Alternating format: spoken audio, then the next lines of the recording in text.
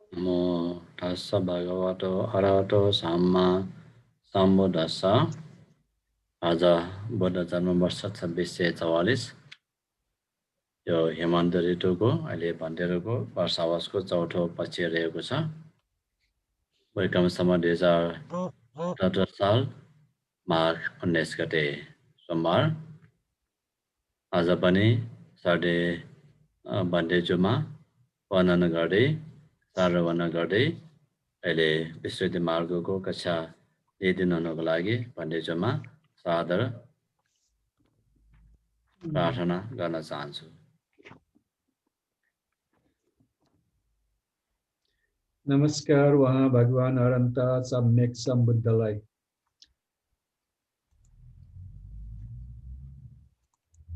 आजको विश्वविद्यालय मार्ग कक्षामा पनि सबै विद्यार्थीलाई स्वागत। मलाई हिजो पनि भूमिका बाँधे, अब विषय अध्ययनको विषय गाह्रो हुँदै जान्छ। कति कुराहरू त बुझेर बुझ्न सकिन्छ। आज मैले यो स्क्रिन खोइ यो क्लेश उपेक्षित अस्ति नै बनाउनु पर्ने, त्यो अलिकता अल्छी लागेर बनाइन। यो सम्यक शिक्षा जुन मैले किताब छ त्यसमा छ। यसरी यसमा हेर्यो भने यो जुन प्रातव्यहरू प्राण छन्, कसरी प्राण हुन्छन् भने यसरी बुझ्नु तपाईलाई सजिलो पर्छ। त्यो तपाईको किताबमा आफैले बनाएर राख्नु होला, त्यो सजिलो पर्छ तपाईलाई। अहिले अरु किताब चाहिँ अब यो स्क्रिन स्कुललाई चाहिँ छैन, विषय छैन हैन, स्क्रिन शेयरको लागि। त सिधा किताबबाट हेर्ने हो, तपाईँ आफ्नो आफ्नो किताबमा हेर्नु होला। हेरौँ ज्यू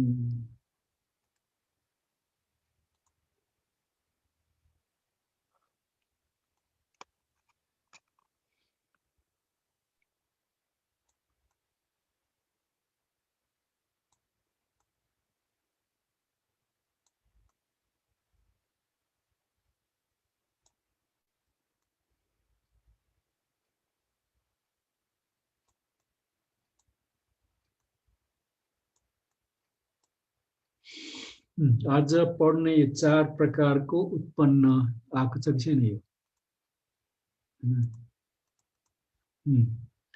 यो 4 प्रकारको उत्पन्न, यो विषय यहाँ यसले के बताइएको छ न, प्रहरणको बारेको अन्तमा गयो। भूमिलब्ध क्लेशहरूको प्रहरण बताइएको छ। भूमिलब्ध के भूत भविष्यका हुन् या वर्तमानको, त्यसको भूमिलब्धोत्पन्न नै नाम हो भनेछ। त्यो जुन प्रहरण भनेको छ त्यो अब भूत वर्तमान भविष्यमा हो कि के हो सोधेकोमा त्यो सबै चाहिँ भूमिलब्धोत्पन्न नाम हो भने बतायो। यसको बारेमा उत्पन्न बारे 4 प्रकारको उत्पन्न बारे बताएको छ। हामीले यो अहिले प्रहातव्य र प्रहरणको शीर्षक अन्तर्गत यो विषय लम्बिँदै गइरहेको छ।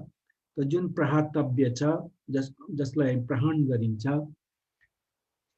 जुन अब 4 शताब्दी सगितागामी अनागामी अरन्त भूमिमा छ, अब अवस्थामा छ। त्यो कुन कुन क्लेश काटिन्छ वा त्यो 18 प्रकारको जुन प्रहातव्य छ कसरी काटिन्छ भने हामी प्रहरणमा पढ्यौँ। त्यसमा मात्रकता शङ्का उपशङ्का पनि आयो। त्यसमा पटिसंविधामूलक आधारमा भूत भविष्य वर्तमानमा नै निरुपेर जान्छ भन्ने कुरो त्यहाँ प्रमाण दियो। तर त्यो विषयमा अभिधर्मसँगमा चाहिँ भाषा मिल्दैन रहेछ। त्यस विषयमा तल आउँछ, हामी त्यो कुरा गर्नुला।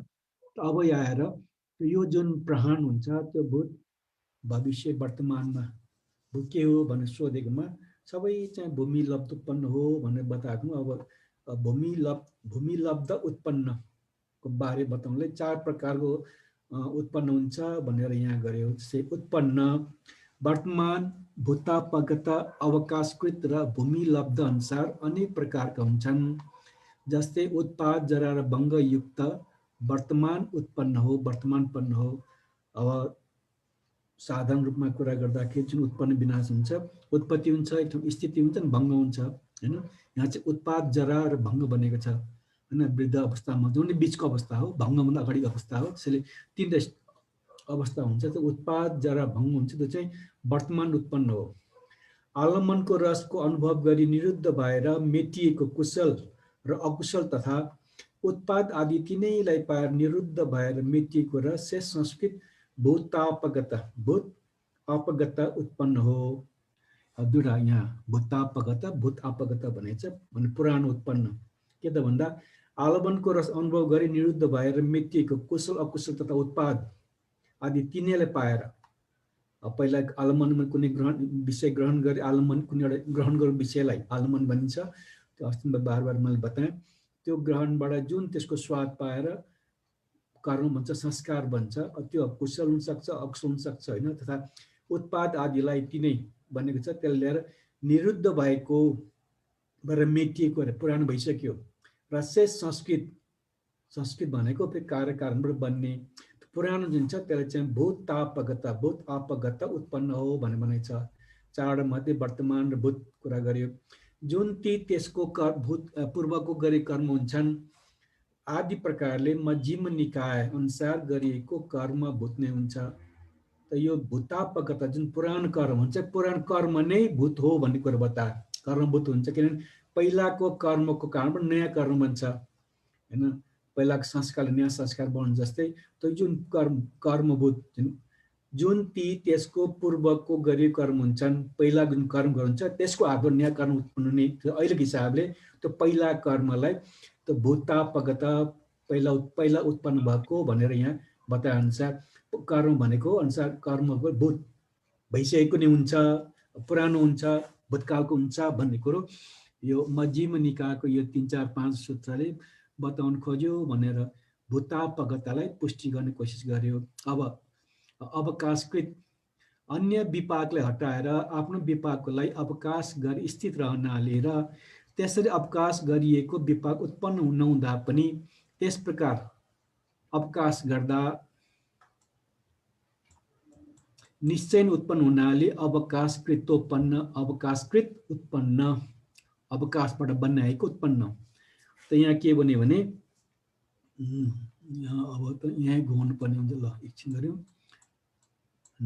अन्य विपाकलाई हटाएर आफ्नो विपाकलाई अवकाश गरी एउटाले विपाक कर्मफल आउनेवाला छ तर त्यसलाई ठेलेर आफ्नो त्यो एउटा विषयको कर्म विकास त्यो कर्मफल दिन आँटेको एउटा त्यो तरिका अर्को त्यसरी अवकाश गरी विपाक उत्पन्न नहुँदा पनि एउटाले विपाक दिन लाग्यो तर त्यो कमजोर भयो त्यो नहुँदा अर्कोले विपाक दिन आयो होइन। त्यसले त्यसरी अवकाश विपाकको उत्पन्न नहुँदा पनि विपाक दिनु अवसर छ तर विपाक वा फल अकुशल फल दिन पाएन। त्यस्तो अवस्थामा जुन नाउँले अवकाश पाउँछ त्यसले अवकाश भनियो। त्यो अवकाशको आधारबाट उत्पन्नलाई अवकाशकृत भन्ने गरिएको अवकाशबाट गरेको उत्पन्न बनियो। कस्तो तपाईँ हामी सिनेमा जाँदा कतै बाटोमा बस्न जाँदाखेरि उभिएर पछि हतार ठेलेर अगाडि बसे जस्तै हो होइन। अर्काको पाउने अवकाश फल दिने अवसर अर्काको छ अर्को कुनै कर्मको छ अरू कर्मले चाहिँ ठेलेर अगाडि बस्नु अगाडि आएर फल दिने। त्यसले अन्य विपाकलाई हटाएर भन्ने शब्द त्यो आफ्नो विपाकलाई अवकाश गरी स्थित रहनाले होइन ठेलेर अब आफू अगाडि कर्मफल दिने। अर्को चाहिँ एउटा कर्मफल दिने अवकाश उसले पायो तर केही कारणवश उसले दिँदैन वा कमजोरबाट दिँदैन भन्छ। हामी अवश्य कर्म भन्छौँ नि। 4 प्रकार कर्म मध्ये एउटा अवश्य कर्म छ। त्यो चाहिँ अरूले कर्मको फल त हुन्छ तर अरू प्रबल कर्महरू कारणबाट उसले त्यो दिन अवसर पाउँदैन। त्यसरी अवसर नपाएको कर्म फलै नभएको होइन अवसर नपाएको कर्मले चाहिँ अवश्य कर्म बन्छ भनेर हामी पढेका छौँ। त्यसरी यहाँ चाहिँ अवकाश पाउँदाखेरि पनि त्यो फल दिन नपाउँदा अर्को कर्मले फल दिन्छन्। त्यो फल अवकाश पायो अवसर पायो त्यसरी अवसर पाएर बनेको उत्पन्न हुनाले अवकाशकृत उत्पन्न हो भनेर उत्पन्नको कारण बतायो। त्यस भूमिमा नाश नगरेको अकुशल भूमिलाई अब जुन हाम्रो अवस्था छ जुन भूमिमा छ यो भूमि भनेको चाहिँ स्वतापन्न सकेत अनगामी अरन्त भूमि भनेको जुनमा जो नाश नगरेको हुन्छ बाँकी रहन्छ अरन्त हुन्छ खत्तम भयो तर सकेतागामी हुन्छ 3टा मात्र हुन्छ संयोजनमा बाँकी 7 र बाँकी त्यसरी जुन बाँकी रहेको छ त्यो बाँकी रहेकोलाई चाहिँ भूमि लब्ध उत्पन्न हुन्छ। भूमि लब्ध उत्पन्न भनेर 4 प्रकारले उत्पन्न हुन्छ भनेर यहाँ पहिला भूमिका बाँधियो। किन भूमि लब्ध उत्पन्नको बारे कुरा उठाएको किन अब जुन प्राण छ त्यो प्राण भूतको हो कि वर्तमान भविष्य के त भन्ने सोद्धाखेरि सबै एउटै भूमि लब्ध उत्पन्न भनेर त्यहाँ बताए अनुसार 4 प्रकारको उत्पन्न मध्ये भूमि लब्ध उत्पन्नको यहाँ कुरा बतायो।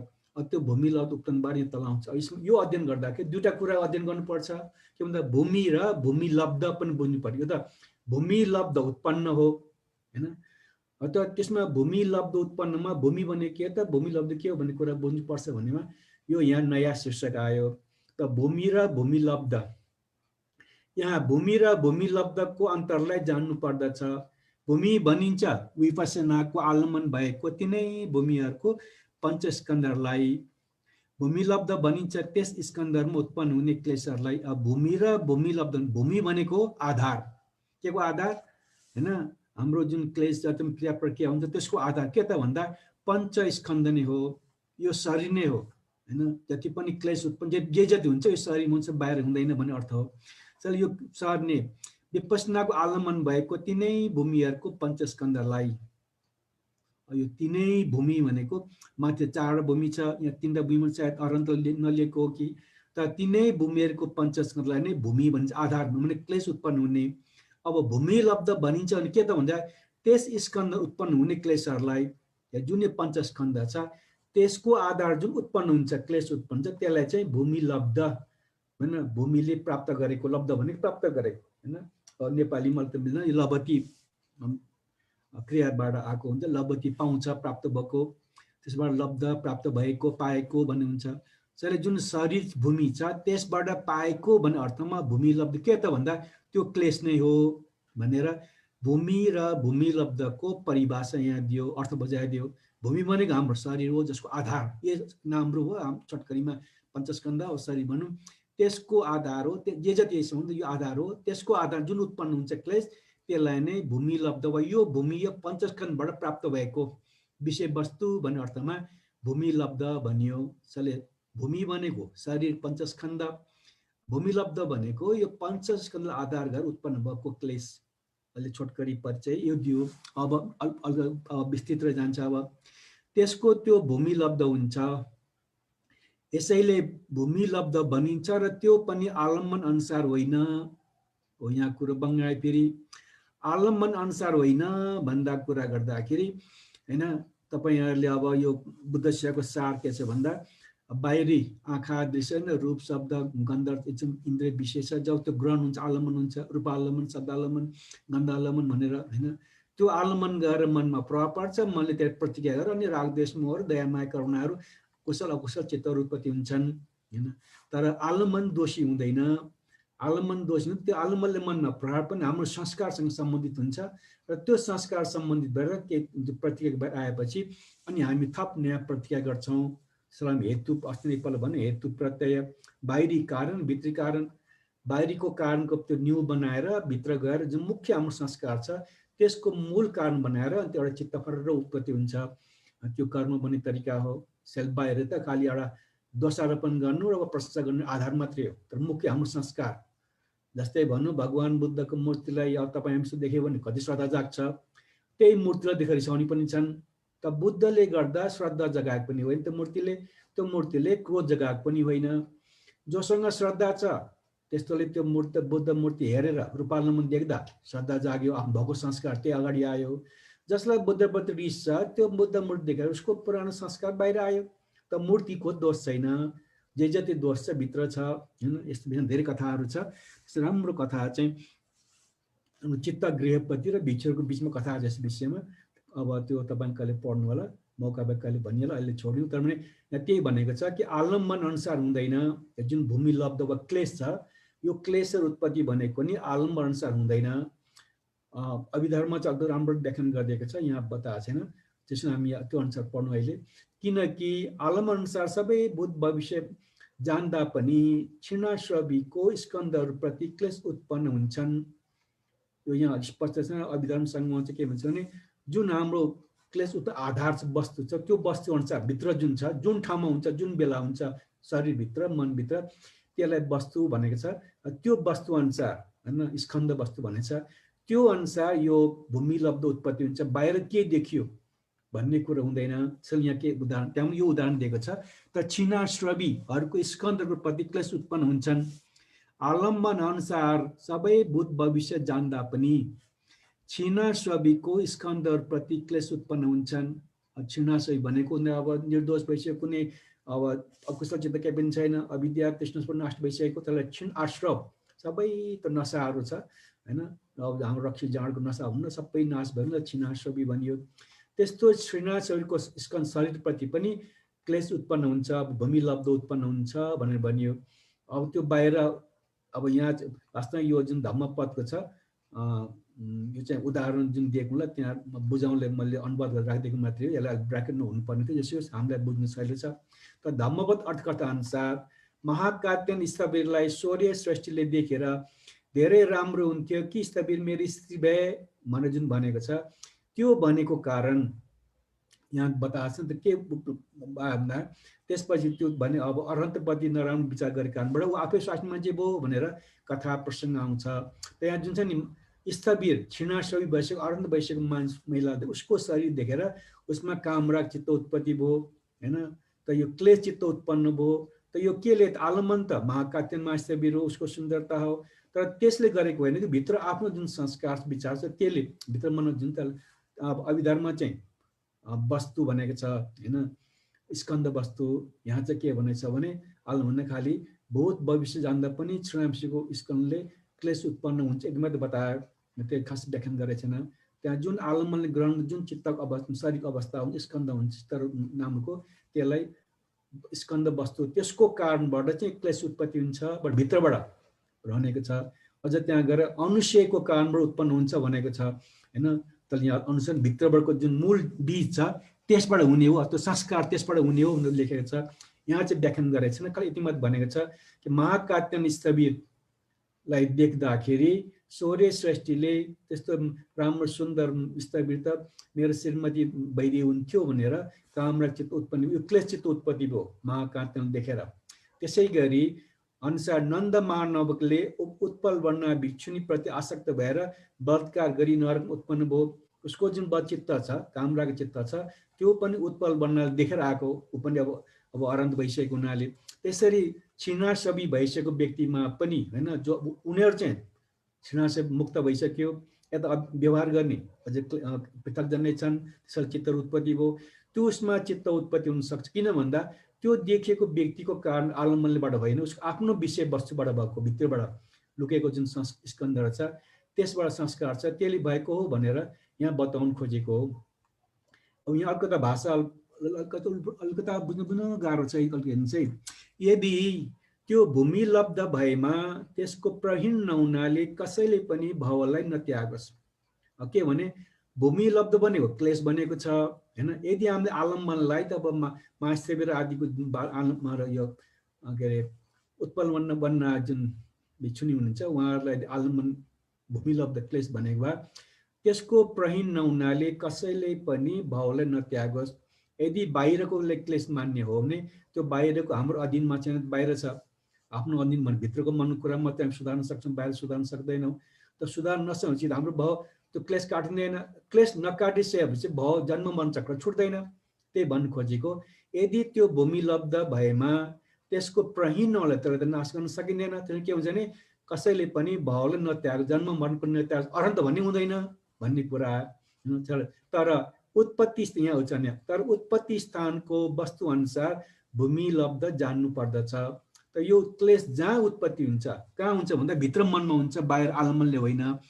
त्यस अनुसार चाहिँ यो क्लेश उत्पत्ति हुन्छ भने बाहिर आलम्बनले होइन, त्यसको जुन प्रभाव पर्छ मनमा, जुन ठाउँमा विचार उत्पत्ति हुन्छ भन्नु अब एक प्रकारले त्यो वस्तुलाई त्यसलाई त्यो उत्पत्ति स्थान अनुसार चाहिँ भूमि लब्ध वा क्लेश जान्नुपर्छ, वा जुन पञ्चस्कन्धबाट उत्पन्न भएको क्लेश छ त्यसलाई मान्नुपर्छ भनेर यहाँ छोट्याएर तर उत्पत्ति स्थानको वस्तु अनुसार भूमि लब्ध जानु पर्दछ भनेर भूमि लब्धको परिभाषामा यहाँ आलम्बन अनुसार होइन, भित्रपट्टि जुन हाम्रो स्वभाव उत्पन्न हुन्छ त्यसको आधारबाट क्लेश भूमि लब्ध उत्पन्न हुन्छ भनेर यहाँ बुझाउने कोसिस गरियो हैन। भाषा गाह्रो छ, अलिकता ठन्डा दिमाग दिएर बुद्धको शिक्षाको जुन आधारभूत कुराहरू छ त्यसलाई विभिन्न प्रकारले व्याख्यान गरेको मात्रै हो हैन। कार्यकारण ज्ञानहरू छ त्यो एउटै हो, तर त्यो व्याख्यान गर्दा विभिन्न अब किताब विभाग कहिले पटिसंहिता कहिले मजिम्निका के भने सूत्रको प्रमाण दिन्छ, त्यो सबै लम्बिएर गाह्रो भएको। मूल कुरा बुझ्यो भने त्यति गाह्रो छैन। मुख्यको भित्रैबाट हुन्छ हैन। यो धम्म हेतु प्रभाव पडिहालेछौँ, बाहिरबाट एउटा हुन्छ कारण हेतु हुन्छ, भित्रबाट सबै काम चलिरहेको हुन्छ हैन। तेसंग हेतु तथागत आहो हैन।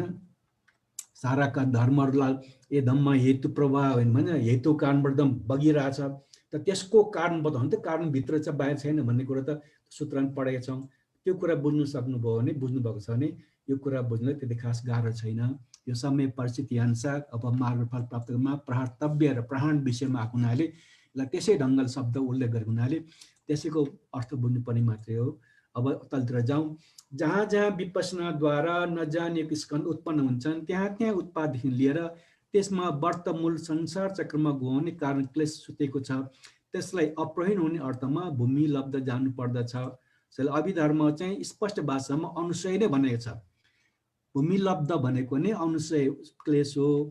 त्यो अनुशयको उत्पन्न हुनलाई भूमि लब्ध उत्पन्न भनेर भनेको भनेर यो जति पनि यहाँ कुरा छ, यो अघि वर्तमान भूतापगत अवकाशकृत त्यो कुनै त्यहाँ पाइएन, खालि भूमि लब्ध उत्पन्न मात्र पाइयो उत्पन्नमा।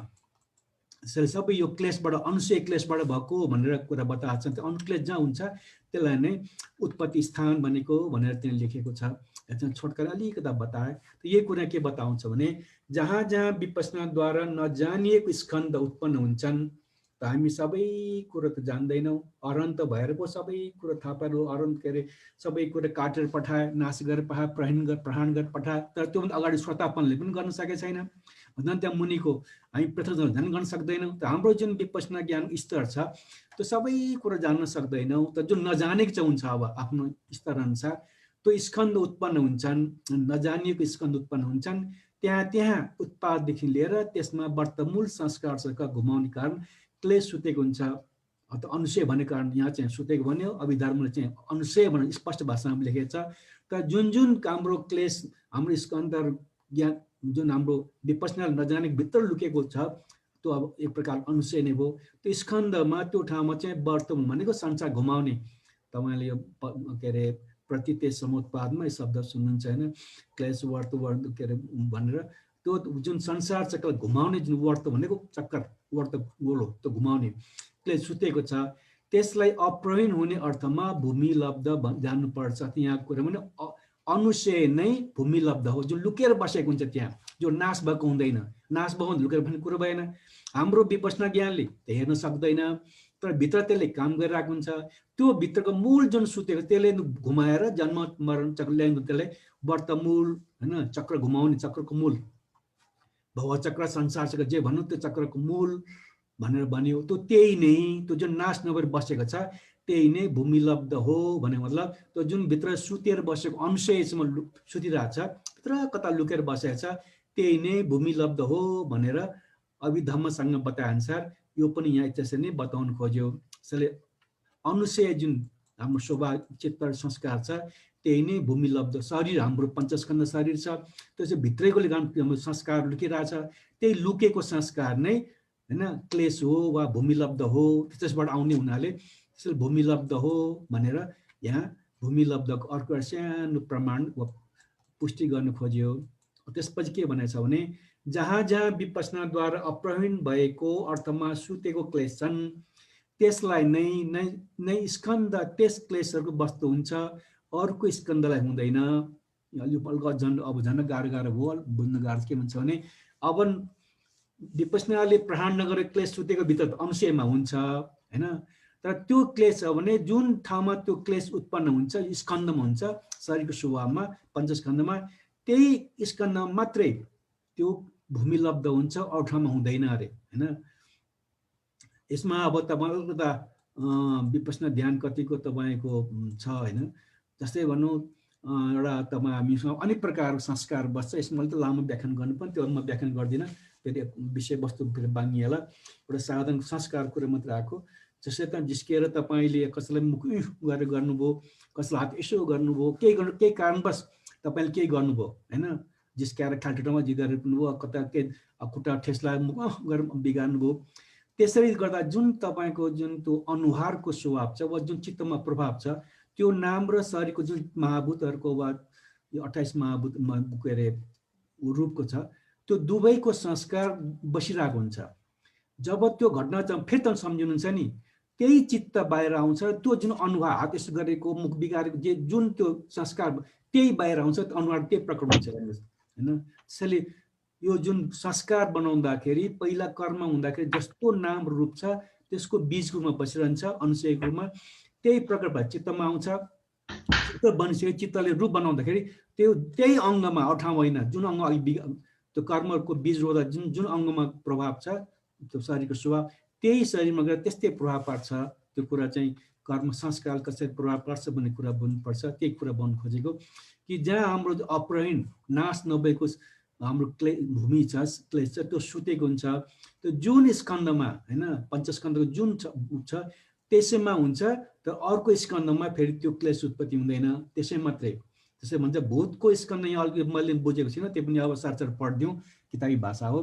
किन यो कुरो अभिधम्मसँगमा चाहिँ पाइएन हैन। त भूतको स्कन्दहरूमा अपरहीन सुतेको क्लेशहरूको भूत स्कन्द नै वस्तु हो, अर्को होइन। यसको आधार छ नि, वस्तु उत्पन्न वस्तु, त्यो आधार, त्यसबाट त्यो भूमि लब्ध भएर क्लेश उत्पन्न हुने त्यो हो, अर्को होइन। यसै प्रकार भविष्य आदिमा बुझ्नुपर्छ। त यहाँ भूत र भविष्य कुरा, भूतकाल भविष्य कुरा आएको छ। मैले त्यो पाथ अफ प्युरिफिकेसन अङ्ग्रेजीमा हेरेँ, त्यहाँ पनि यस्तै नै लेखेको छ, तर खास व्याख्यान छैन। त अभिधर्मसँगमा यस्तो कुरा चाहिँ छैन फेरि, त्यसले गर्दा झन् कन्फ्युजन भएको छ। जेसुकै हामी के कुरा बुझ्नु पर्यो भने जुन क्लेश उत्पत्ति हुन्छ त्यो जुन ठाउँमा पञ्चस्कन्दको जुन अवस्था जुन पञ्चस्कन्द रूपमा हुन्छ त्यसैमा हुन्छ, त्यसले अर्को पञ्चस्कन्दलाई प्रभाव पार्दैन, त्यहाँ हुँदैन भनेर भन्नु खोजेको हो। त्यसैले भूतकालको जुन स्कन्दमा जुन अब क्लेश हुन्छ, जुन प्राण नाश भइसकेको छैन, बाँकी रहेको छ, त्यो क्लेश त्यही भूतकालमा हुन्छ, अरूमा आउँदैन। भविष्यमा भएको भविष्यमा हुन्छ, अरूमा आउँदैन। यसरी नै कामावचरको स्कन्दमा अपरहीन सुतेको क्लेशहरूको कामावचर नै स्कन्द वस्तु हो, अर्को होइन। यसै प्रकार रूपावचर अरूपावचर पनि बुझ्नुपर्छ। त जुन जुन पञ्च स्कन्दमा त्यो उत्पन्न त्यसमा त्यसले अर्कोमा त्यसको संस्कारले प्रभाव पार्दैन, नपारेपछि त्यसको क्लेश उत्पन्न हुने आधार हुँदैन, वा त्यो अर्कोमा उत्पत्ति हुँदैन भनेर यसले भन्न कोसिस गर्यो। तर यहाँ भूतकालको र भविष्यकाल मैले बुझिनँ। अब जुन यसको सार चाहिँ त्यही हो, जुन संस्कारमा जुन स्कन्दमा बन्छ त्यसको आधारमा त्यसलाई नै त्यो क्लेश भूमि लब्ध उत्पन्न हुने स्थान वस्तु उत्पत्ति वस्तु भनेर जुन आएको छ त्यो वस्तु बनाएको छ, त्यसको आधारबाट त्यसै चिजबाट चाहिँ त्यो भूमि लब्ध वा क्लेश उत्पत्ति हुन्छ, अर्को ठाउँमा अरूले गर्दैन भन्ने कुरो यो बताउनु खोजेको। अहिले त विषय गाह्रो छ, अहिले यतिलाई सम्झाउँ, पछि कुरा बुझ्दै गइसकेपछि बुझ्दै जाउँला। अब तल के भनेको छ भने श्रोतापन्न आदिमा जुन जुन आर्य पुद्गलको स्कन्दहरूमा त्यो वर्तमूल त्यस्तै मार्गले प्रहण भइसकेका छन्, त्यसको त्यो स्कन्द प्रहण भएको त्यस्तै वर्तमूल क्लेशहरूको प्रहण अवस्तुले भूमि भनिँदैन। अब यहाँ उल्टो कुरा गरिदियो हेर्नुहोस् है, यो बुझाउनलाई कुनै पनि गर्दा विभिन्न कोणले व्याख्यान गर्नु पर्दाखेरि त्यो विषय के त भन्ने कुरा बुझिन्छ। त्यसले अघि यहाँ चाहिँ सोझो अर्थले भन्यो हैन, के अरे क्लेश उत्पत्ति हुने अब वस्तु कुरा गर्यो। यहाँ के भने श्रोतापन आदि जुन चाहिँ चारवटा भूमि छ, त्यो आफ्नो आफ्नो श्रोतापन सकेतगामी अनागामी जुन जुन उसले क्लेश नाश गरिसकेको छ हैन, क्लेश नाश गरिसकेपछि त्यसले त अर्को नयाँ त्यो विषयको अर्को के अरे नयाँ कर्म बनाउने भन्ने जुन वर्तमान हुन्छ अगाडि बढाउने काम गर्दैन। मूल जडमा त्यो क्लेश नाश भइसक्यो, नाश भएको हुनाले त्यसले अगाडि बढाउने कामै गर्दैन, त्यसको कुनै फल नै हुँदैन भने त्यो वर्तमूल क्लेश त्यस्तै मार्गले प्रहण भइसकेका छन् हैन। त्यो एउटा मूल हेतु मुख्य हेतु काटिसकेपछि बाँकी अगाडि त्यसको दुःख आदिको फलहरू भोग्नु पर्दैन, त्यो भन्नु खोजेको। जुन क्लेश नाश भएछ त्यसको त्यो स्कन्द प्रहीन भएको त्यस्तै वर्तमान क्लेशलाई प्रहीन अवस्तुले भूमि मान्दैन। अब उसको आधार नै चाहिँ त नाश भएर गइसक्यो, त नाश भएर गइसकेपछि त्यसलाई चाहिँ यो भूमि लब्धको आधार भूमि जुन छ हाम्रो पञ्चस्कन्द छ त्यसलाई भूमि भन्न मिल्दैन, किन त्यो क्लेश उत्पत्ति हुने। यहाँ चाहिँ क्लेशलाई अर्थ भूमि लब्ध भनेको छ, त्यो भूमि लब्ध वा हामीले बुझ्ने भाषामा क्लेश छ, त्यो उत्पत्ति हुने आधार वा भूमिलाई भन्न मिल्दैन। अघि चाहिँ हुन्छ भन्ने कुरा ल्यायो, अहिले भन्न मिल्दैन, किन क्लेश काटेको छ, अहिले क्लेश काटेको छैन। नकाटेको जुन जुन पञ्चस्कन्धको रूपमा त्यो क्लेश उत्पत्ति भयो त्यसलाई नै त्यसले उत्पन्नको आधार वस्तु बनियो। यहाँ अब क्लेश काटिसकेपछि प्रहार नै भएर गइसकेपछि त्यसले केही पनि अगाडि बढाउन सक्दैन। त्यसैले त्यसलाई चाहिँ क्लेशको वा भूमिलब्धको भूमि वा आधार भन्न मिल्दैन वा भनिँदैन भनेर अर्को ढङ्गले वा विपरीत अर्थले चाहिँ हैन विपरीत अर्थ भन्न त्यसले बुझाउने कोसिस गर्यो। त्यहाँ पृथ्वीजनको वर्तमूल प्रेसरको एकदम प्रहीण नहुनाले जे जति गर्दै कर्म कुशल अकुशल हुन्छ। यस प्रकार त्यसलाई कर्म क्लेशको प्रत्ययले संसार चक्र काट्नुपर्छ। अब यहाँ त स्वतापन्न आदिको त प्रहान हुने अनि पछि हिजो पनि भने पछि आउँछ समुच्छेद प्राण भन्छ। जडै उखाएर फ्याले कानबाट उनीको त्यो क्लेश काटिँदै जान्छ होइन स्वताबाट सुरु हुँदै गयो। तर पृथ्वीजनको त त्यो प्राण नै हुँदैन। ज्यादा से ज्यादा तदङ्ग प्राण एकछिनको लागि हुने वा समाधिको बलले विस्कन प्राण मात्रै हुने हो। त जरा उखेलेर फ्याल्न सकिँदैन। त्यसले गर्दा वर्तमूल क्लेशहरू एकदम प्रहीण नहुनाले अलिअलि दब्ने काटिने मात्रै पुरा हुँदैन, त्यो दबाई राख्ने मात्रै। त्यसैले जे जति गर्दै कर्म कुशल अकुशल हुन्छ जुनसुकै कुशल होस् होइन त्यस प्रकार त्यसलाई कर्म क्लेशको प्रत्ययले संसार चक्र काट्नु पर्दछ। अब त्यो जुन भूमि छ अब त्यो क्लेशहरू काटेको छैन पञ्चस्कन्धमा त्यसले एउटा आफ्नो आफ्नो संस्कार बनाइरहेछ। तर त्यो नकाटेको कारणबाट त्यो अगाडि बढ्छ। त्यो यहाँ वर्तमूल भनेछ त्यो बढ्दै जान्छ। हाम्रो संसार चक्र लम्बिँदै लम्बिँदै जान्छ। त्यसैले संसार चक्रलाई हामीले काट्नुपर्छ वा हामीले भोग गर्नुपर्छ। जे भाषा बोले पनि हाम्रो जीवन अगाडि बढ्छ। केले भन्दा कर्म क्लेशले गर्दा होइन। यो स्वतापन्नहरूको त काट्दै काट्दै गरेको हुनाले फेरि अब नयाँ क्लेश पनि उसको भूमि आधार छैन। तर पृथ्वीजनको क्लेश काटिँदैन। बढी से बढी दबाईहरू राख्ने मात्रै हो होइन। मोटामोटीमा प्रहीण भने पनि दबाई राख्ने हो। त्यसले गर्दा भित्र सूक्ष्म रूपमा अनुशय रहिरहेको कारणबाट त्यो लम्बिँदै त्यसको फल आउँदै गर्दै काट्दै चक्कर घुम्दै घुम्दै गएर हाम्रो जीवन चक्र अगाडि बढ्छ वा संसार चक्र हामीले काट्नुपर्छ। केले भन्दा भूमि र भूमिलब्ध यो शरीर छ अनि यो शरीरको आधारबाट त्यहाँ क्लेश उत्पन्न भयो भन्ने अर्थमा यहाँ चाहिँ भूमि र भूमिलब्ध भएको छ। त्यसरी भएर अगाडि बढ्छ। यहाँ किन आयो भन्दा प्रहाणको कुरोमा प्रहातव्य र प्रहाण त मार्ग फल प्राप्त भएका पुद्गलहरूले प्रहाण गर्छन्। हामी सक्दैनौँ। त हाम्रो जीवन अगाडि बढ्दै जान्छ उनीहरूको चाहिँ काट्दै जान्छ भन्ने कुरो यहाँ स्वतापन्न भइसकेका आर्य पुद्गलहरू र पृथ्वीजनको क्लेशको बारेमा तुलना गरेर बताउने कोसिस गर्यो। हो यहाँ त्यसको यो वर्तमूल रूप स्कन्द नै हुन्छ, वेदना आदि हुँदैन। यहाँ अर्को कता शङ्का उपशङ्का भाउने कुरा गरेको छ। यहाँ विज्ञान स्कन्द नै हुन्छ, रूप स्कन्द आदि हुँदैन भने यसरी भन्नु हुँदैन। यहाँ विशेष पञ्चस्कन्धमा भनिएको छ। अब पञ्चस्कन्धमा एउटा मात्रै स्कन्द हो कि वा रूप स्कन्द हुने वेदना स्कन्द नहुने वा विज्ञान नहुने भन्ने छ भने त्यो त्यसो होइन, सबैमा हुन्छ भनेर यहाँ बताएको छ। अब किन त भन्दा साधारण रूपले पाँचै स्कन्धहरूमा पनि सुतेको हुनाले जुन अनुशय छ त्यो पाँचैवटामा सुतिरहेको हुन्छ, एउटामा भन्ने कुरो हुँदैन। जे अघि बताएँ जुन हामीले एउटा मिसिक्क हाँस्दाखेरि पनि त्यसमा जुन मुखको जुन बनावट छ होइन त्यो बनावट पनि त्यो संस्कार बसिरहेको हुन्छ। जब चित्त पनि जुन चित्तले त्यो मुस्काए त्यो पनि हुन्छ। शरीरको मुख बनाएको आकार प्रकार छ त्यसको चार मापदण्ड आदि विषय पनि त्यहाँ हुन्छ। त्यो संस्कार हुँदा जब त्यो मिसिक हाँसेको सम्झना आउँछ फेरि त्यो मुख पहिला जसरी हाँसेको थियो मुख त्यसरी हाँस देखाउँछ होइन। त्यसरी जति पनि हामीहरू practice makes a man perfect भन्छौँ। आज जान्नु नाच्नु पर्यो, गाउनु पर्यो, लेख्नु जे भन्नु पर्नु तपाईँले बार बार गर्दै त्यो कुरा एकपल्ट गर्यो त्यो कर्म बिउ रोपेको त्यो संस्कार बाहिर आउँछ। त्यसको अलिक गर्नु सहिलो हुन्छ। त्यो फेरि संस्कार रोपिन्छ होइन। न्याय सिकियो त्यो फेरि संस्कार त्यो फेरि अगाडि आउँछ, अझ सहिलो हुन्छ। यसरी जति जति गर्यो त्यो पहिला बिउको रूप हुन्छ त्यो बाहिर आउँछ।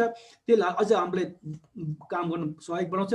त्यसो अभ्यास गर्दा त्यो बार बार दोहोरिएको छ, एकपल्ट होइन बार बार दोहोर्दा हुँदा यति हाम्रो कर्म संस्कार प्रबल हुन्छ। त्यो सम्झिने बित्तिकै त्यो हामीले फर्र हामी भन्न सक्छौँ। पढिसकेको कुराहरू कण्ठस्थ भन्नु र सुरुमा गरेर भन्नुपर्ने अवस्था यस्तै हो। पहिला अभ्यास थिएन होइन, संस्कार कमजोर थियो अनि हो कि होइन मलाई भित्र आएर त मलाई मुखले भन्छ कि भन्ने हुन्छ। तर बोल्ने बानी भन्दा हुँदा त सम्झिने बित्तिकै सर फर्र भन्न सक्छ। यो कर्म संस्कार कुराहरू हो होइन। त्यसैले त किन भन्दा हाम्रो पञ्च सबैको त्यो अनुशय त्यहाँ हुन्छ। रूपको पनि हुन्छ, वेदना हुन्छ, संज्ञा हुन्छ, विज्ञान हुन्छ, संस्कार सबैको हुन्छ। के कुरो यहाँ बताउनु खोजेको भने त्यसको त्यो वर्तमूल रूप स्कन्द हुन्छ जुन कर्म अगाडि बढ्ने हुन्छ। खालि त्यो रूप स्कन्द हुन्छ, वेदनामा हुँदैन, विज्ञान आदिमा हुँदैन भनेर सम्झिनुहुन्न, सबैमा हुन्छ। किन भन्दा साधारण रूपले पाँचै स्कन्धमा पनि सुतेको हुनाले त्यो जुन क्लेश छ सबै पाँचै स्कन्धको क्लेश सुतिरहेको हुन्छ हरेकमा हुन्छ। कसरी? जसरी पृथ्वी रस रुखमा सुषुप्त अवस्थामा भए पनि फिजिरहेको हुन्छ। अब हरेक कुरोको बुद्धिस्ट विशेषता उपमा दिएर बुझाउने कोसिस गरिन्छ।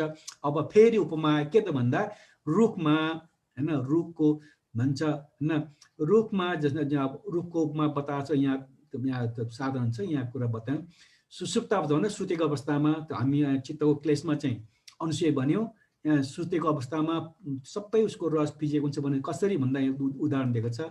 पृथ्वी रसको उपमा जसरी धेरै ठुलो रुखको पृथ्वी तलमा स्थित भएर पृथ्वी रस र जल रसको सहारा त्यसको प्रत्यले जड स्कन्द आँगा बिङ्गा पालुवा पात फूल र फलले बढेको आकाशलाई पूर्ण गरी कल्पको अन्तसम्म बीजले परम्पराले ब्रिजको प्रवेणी परम्पराले मिलाउँदै रहँदा त्यो पृथ्वी रस आदि जडले नै हुन्छ, स्कन्द आदिमा होइन, फलमा नै हुन्छ, जड आदि होइन भन्ने यसरी भन्नु हुँदैन। किन?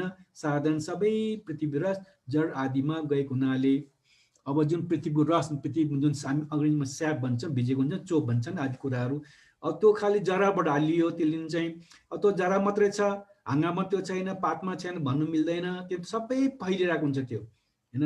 यहाँ भन्दाखेरि यहाँ वृक्षको प्रवेणी भनेको परम्परा होइन, बेनी भनेको लाइन हो भने त बेनी परम्परा होइन।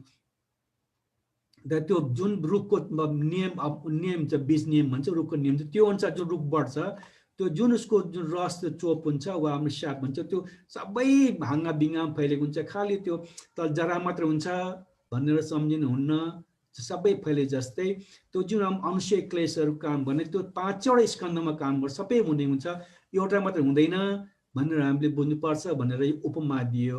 त्यो यहाँ उपमा दिएको मैले बताइन्छ, यहाँ व्याख्यान गरेको छ, उपमेय भन्छन् हामीहरू, उपमेय दिएछ। जसरी त्यसै वृक्षको फूलफल आदि प्रति उदास भए कुनै पुरुष चारै दिशाहरूमा मण्डुक कण्टुक, अब अर्कै कुरा अर्थ लाग्यो नि, यहाँ कता छैन क्या, यो रहेछ त यहाँ पो, कुनै माछाको काँडा नामक विशालु काँडालाई गाडिदियोस्, तब त्यो वृक्ष त्यस विष लाग्दा पृथ्वी रस जलको नाश हुन जानाले नफल्ने स्वभाव भएर फेरि सन्तान प्रवृत्तिलाई उत्पन्न गर्न नसकोस्। यसरी नै होइन स्कन्द प्रवृत्तिमा उदासीन कुल त्यस पुरुषको चारै दिशाहरूमा वृक्षमा विष लगाउने सम्मान। अब यहाँको त माथि छ रहेछ। अब यहाँ एउटा एक पक्ष भयो रस लाग्ने, त्यहाँ के छ भने मण्डुक कुपमण्डुक के अरे मण्डुक कण्टक, मण्डुक भनेको त भ्यागुता, मण्डुक कण्टक भनेको छ होइन, भ्यागुता काँडा, भ्यागुता काँडा के हो कस्तो, त्यो कुनै बोट हो के विष हो, काँडाको नाम हो होइन। कुनै कुनै भ्यागुता साह्रै विशाल हुन्छ होइन, त्यो विशाल हो। तपाईँले एमाजोनमा आदि लाइफ स्टोरी कतै हिस्ट्री हेर्नु त्यहाँ देख्नुहुन्छ, उनीहरू त्यो एकदम विशाल हो, त्यो भ्यागुताको लाई त तीरमा त्यो लगाउँछ, काँडा लगाउँछ, अनि त्यसले हानेर आफ्नो विरोधी मान्छे भन्नु पशुलाई मार्ने त्यसले काम गर्छ। त त्यस्तो विशाल भ्यागुता पनि छ न, त्यो भ्यागुताको त्यो विष मिसाएको सानो काँडा भन्नु खोजेको हो कि वा त्यस्तो कुनै यस्तो काँडा छ जसलाई चाहिँ यो मण्डुक कण्टक भ्यागुते काँडा भन्ने कुनै बोटको काँडा होला होइन, त्यो होला। जसको त्यसरी त्यो एकदम विषाक्त भएको जुन काँडा छ, यहाँ चाहिँ कुनै माछाको काँडा भनेको छ, त्यो विशाल काँडाले त्यो रुखमा गाडिदियो भने रुख बिस्तारै मर्न थाल्छ होइन।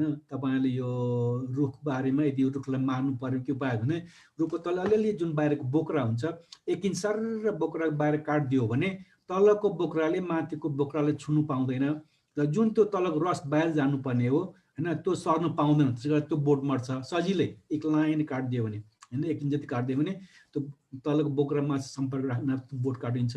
यहाँ चाहिँ के भन्छ भने त्यो विषालु काँडा गाडिदिने विषाक्त हुन्छ, त्यो बिस्तार चाहिँ त्यो बोट बिस्तार बिस्तार सुकेर जान्छ र कहीँ सबै गएर आखिर बोट मर्छ। मतलब त्यो कहीँ जति पनि अघि त्यो चोपहरू छ रसहरू साह्रै पात हाँगा पात फुल सबै पाइन्छ भनेको छ, त्यो बोटै मरिसकेपछि त्यो कहीँ पनि कतै पनि त्यो रस पाइँदैन। अब त्यो जुन उपमा दिएको छ, उपमाले यहाँ बुझाउने कोसिस गर्यो।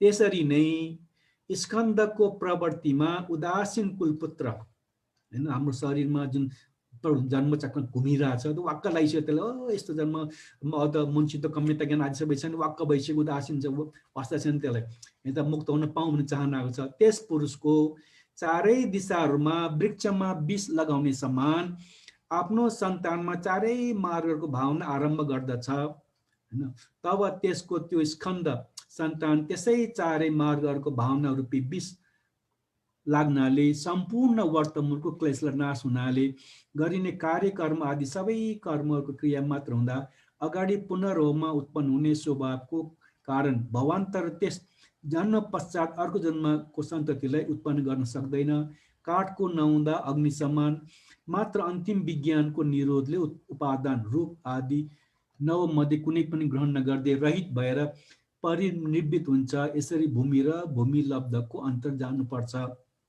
उपमा के दियो भने जसरी त्यो अब रुखमा छ जराबाट जो रस लिन्छ त्यो रस फैलिँदै फैलिँदै सारा जिउ फैल्छ तर रस भनेको खाली त्यो जरा मात्र हुन्छ हाँगामा डाँठमा फेदमा विटामिन छ पातमा फुलमा हुँदैन भन्ने भन्नु मिल्दैन तर यदि कसैले हैन कुनै एउटा अब त मण्डुक कण्टक भन्नु कुनै पनि तरिकाले विशाल कारण विष भएको कारणले त्यहाँ गाडिदियो भने त्यो विषले त्यो बिस्तारै रुख मर्न थाल्दाखेरि विष लागेर मर्न थाल्छ त्यसको जुन रसहरू छ त्यो सबै सुकेर जान्छ अन्तमा त्यो रुखै मर्छ त्यसरी नै कुनै हाम्रो मानिसलाई अब आफ्नो जन्म मरण चक्र साह्रै उदास लागिसक्यो वाक्क भइसक्यो तब त्यसबाट मुक्त हुन के गर्छ भन्दा त्यो जसरी विष काँडा गाड्यो त्यो के भन्दा हामीले चार मार्ग सकितागामी मार्ग स्वतापनि मार्ग सतगामी मार्ग अनागामी मार्ग अरुण मार्ग यो चार मार्ग भावना गर्छ त्यो विषको रूपमा त्यो हाम्रो जुन जन्म चक्र वर्तमान क्लेश अगाडिबाट भित्र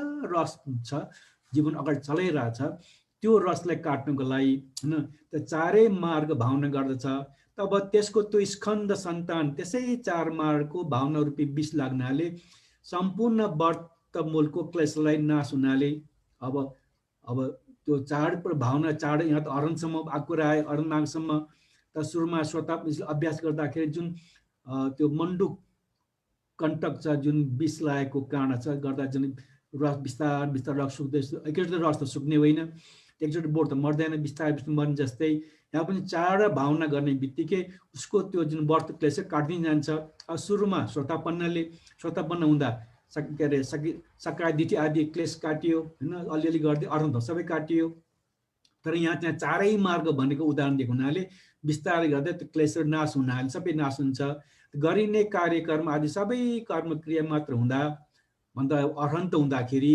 उसले कर्म त गर्छ खान्छ लाउँछ त हामी पनि खान्छ लाउँछौँ हाम्रो चाहिँ इच्छा हुन्छ काममा छन्द हुन्छ उसको चाहिँ हिजो पनि प्रश्न गरेको थियो होइन सायद त्रिरत्न साक्यकुल गर्नुभएको थियो होइन त अरहन्त भइसकेपछि मात्रै क्रिया चित्त हुन्छ खालि गर्ने मात्रै छन्द मात्रै हुन्छ कुनै इच्छा आदि हुन्थेन अविद्या नाश भएको हुनाले गर्ने मात्रै हुन्छ गरिसक्यो त्यसको फल भन्ने हुँदैन हाम्रो चाहिँ फल हुनाले काममा छन्द भन्छौँ त्यसैले त्यो क्रिया चित्तल गर्ने भन्ने भरमा उसले सबै क्लेश नाश भइसकेको कारणले गर्दाखेरि उसले कार्यकर आज सबै कर्म क्रिया मात्र गर्ने मात्रै हुन्छ अगाडि पुनर्भवमा उत्पन्न नहुने अगाडि बढ्ने होइन फेरि हुने पुनर्भव पुनर्जन्म भन्नु त्यो नहुने स्वभावको कारण भवान्तरको सन्ततिलाई उत्पन्न गर्न सक्दैन भवान्तर एकपछि अर्को जन्म हुने ओ जन्म अरन्धपछि जन्म नहुने अवस्था पुगेपछि अर्को जन्म हुने जति आधारहरू छ त्यो सन्तति जुन क्रम छ त्यो उत्पन्न गर्न सक्दैन कसरी भन्दा काठको नहुँदा अग्नि समान हैन अब काठ नभएपछि आगो कसरी लाग्छ आगो भन्ने काठ त चाहियो त भित्र जुन उसको जुन क्लेश छ क्लेश उसले नाश गरिसकेको कारणबाट जुन मुख्य कारण हेतु छ प्रत्यय छ त्यो काटिसकेको कारणबाट अब नयाँ जन्म फेरि पुनर्जन्म पुनर्भव हुँदैन भनेर भन्नु खोजेको मात्र अन्तिम विज्ञानको निरोधले उपादान हैन आदि मध्ये कुनै पनि प्रहार नगर्दै उपादान रहित भएर परिनिर्भित हुन्छ अन्तमा गएर बाँकी एउटा शरीर मात्रै बाँकी छ हैन यो उपादान खालि अब शरीरको जुन अब तृष्णा आदि के पनि छैन तर पञ्च शरीर त छ अन्तमा त्यो विज्ञान पनि नष्ट भयो भने जब नाम रूप साप हुन्छ त्यसबाट परिनिर्भित पूर्ण रूपमा निर्वाण प्राप्त भएर जान्छ भनेर यहाँ कुरा गरा त्यसैले यसमा चाहिँ भूमि र भूमि लब्धको अन्तर जान्नु पर्दछ भनेर यहाँ जुन आयो त भूमि पञ्चस्कन्ध भयो भूमि क्लेश भयो तर पृथ्वीजन भएसम्म यो भूमिहरू लगातार वर्तमान अगाडि जीवन चक्र चलि नै रहन्छ। तर जब जब मार्गफलको भावना गर्छ वा स्वतापति सगिदागामी अनागामी अनन्तको जुन अभ्यास गर्दै जान्छ उसो बिस्तारै क्लेश काट्दै जाने हुनाले त्यसको भूमि पनि काट्दै जान्छ हैन। हाम्रो जुन पञ्चस्कन्ध जुन शरीर त छ हेर्नुहोस् है, यहाँ अब अघि हामीले कुरा नबुझेको यहाँ कुरा बुझ्न सक्नुहुन्छ। हाम्रो अहिले शरीर छ, तर जुन क्लेशले जुन पञ्चस्कन्ध एउटा सानो इकाइ बनाउने थियो पृथ्वीजनमा त्यसले बनाउँछ, त्यसले त्यो एउटा इकाइले नयाँ अगाडि बढाउने, अर्को इकाइले अर्को बनाउँछ। तर अब स्वतापन आदि भइसकेपछि अब सकायित हुने सकृत के अरे सकायदिठी बन्ने जुन हाम्रो पञ्च इकाइ छ त्यो इकाइ काटिसकेपछि त्यसले अर्को त्यसले बनाउँदैन, अरू चाहिँ क्लेश बाँकी छ हैन। संयोजनमा 3टा काटियो, 7 बाँकी नै छ।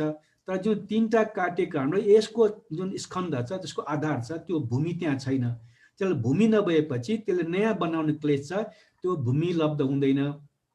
यसरी नै सकादिठी विचिकित्सा हैन शीलवाद परामर्श गर्दै गर्दै अब सकेतागामीमा अझ अनागामीमा त कामराग प्रतिको पूर्ण निरोध हुन्छ। त्यो त्यहाँ गर्नलाई त्यो कामराग र प्रतिको उत्पन्न गर्ने जुन स्कन्ध हुन्छ शरीर चाहिँ छ, तर त्यो उत्पन्न गर्ने अर्को आधार छ पञ्चस्कन्ध त्यो हुँदैन। त्यसले गर्दाखेरि कामराग र प्रतिगले जुन नयाँ बनाउने क्लेश छ वा भूमि लब्ध छ त्यो हुँदैन। त्यसरी अनन्तमा सबै काटिसकेपछि केही पनि छैन, बाँकी एउटा नाम मात्रको शरीर हुन्छ हैन। त्यो पनि अन्तमा गएर विज्ञान निरोध भइसकेपछि पुरा नाम रूप केही नभएपछि पूर्ण रूपमा परिनिर्भित पुरा पूर्ण निर्माण प्राप्त गरेर जन्म मन छुटकारा पाउँछ। यसरी पृथ्वीजनको जुन पञ्चस्कन्ध छ हैन त्यसमा तृष्णा विद्या त्यसले जति एउटा आधार लिएर क्लेश उत्पन्न गर्छ, त्यसको एउटा एउटा इकाइ बन्छ, त्यसको फेरि लम्बिएर जीवन चक्र चल्छ। तर मार्ग फल भावना गर्दै गएको व्यक्तिले बिस्तारै काट्दै काट्दै अन्तमा भूमि पनि भित्र हुँदैन। शरीर भन्ने शरीरलाई भूमि भनेको होइन, शरीरको जुन जुन त्यो क्लेशको उत्पन्न हुने पञ्चस्कन्ध एउटा इकाइ हुन्छ त्यसलाई भूमि भन्यो। त्यो भूमि नभएपछि त्यसकोमा भूमि लब्ध पनि हुँदैन भनेर पृथकजन र मार्गफल प्राप्त आर्यहरूको बिचको चित्तको अवस्था यो शरीरको अनुसार शरीर उस्तै हो, तर हाम्रो भित्रमा भूमि भन्ने आधार क्लेश उत्पन्न आधार भएको पञ्चस्कन्ध हुन्छ हैन। त्यसलाई हामी उपादान स्कन्ध भन्छौँ हैन। त यहाँ उपादान रहित भनेको छ, हामी अरन्तरको उपादान रहित हुन्छ हुँदैन। हामी उपादान भएको कारणबाट हैन उपादान पञ्चस्कन्ध पञ्चोपादान स्कन्ध भन्छौँ। त्यसले गर्दा हाम्रो जीवन चल भूमि लब्ध क्लेशको प्राप्त भयो, त्यसले अगाडि बढाइरहन्छ जीवन चक्र प्रवृत्तिलाई वा सन्ततिले जे भनौँ। तर जति श्रोतापन्न आदि मार्फतमा आफ्नो त्यही गयो अन्तमा अरन्त भइसकेपछि सबै क्लेश काटिकनलाई त्यो उत्पन्न गर्ने हाम्रो भूमि उसको पञ्चस्कन्ध गर्ने इकाइ भूमि छैन। त्यसले गर्दा नयाँ बन्ने जुन भूमि लब्ध क्लेश छ त्यो छैन। अन्तमा गएर एउटा विज्ञान बाँकी छ, त्यो पनि नष्ट भइसकेपछि सारा नाम रूप भन्ने शरीर बन्ने नभएपछि पूर्ण रूपमा निर्माण प्राप्त भएर जान्छ भनेर यहाँ भूमि र भूमि लब्धको आधार लिएर पृथकजन र स्वतापन आदि आर्य मार्ग बिचमा कसरी चित्त क्लेश बन्छ, कसरी जीवन अगाडि बढ्छ भन्ने कुरो बताउनुमा यो जति विषय वस्तु अहिले आएर छ भूमि र भूमि लब्ध त्यसको यहाँ कथा यहाँ सकिदियो। त्यो के विषयमा आयो त भन्दा प्रहातव्य र प्रहान हैन। प्रहातव्य 18 प्रकारको छ, त्यसलाई यो मार्गमा के अरे प्रहान हुन्छ भने बताइयो।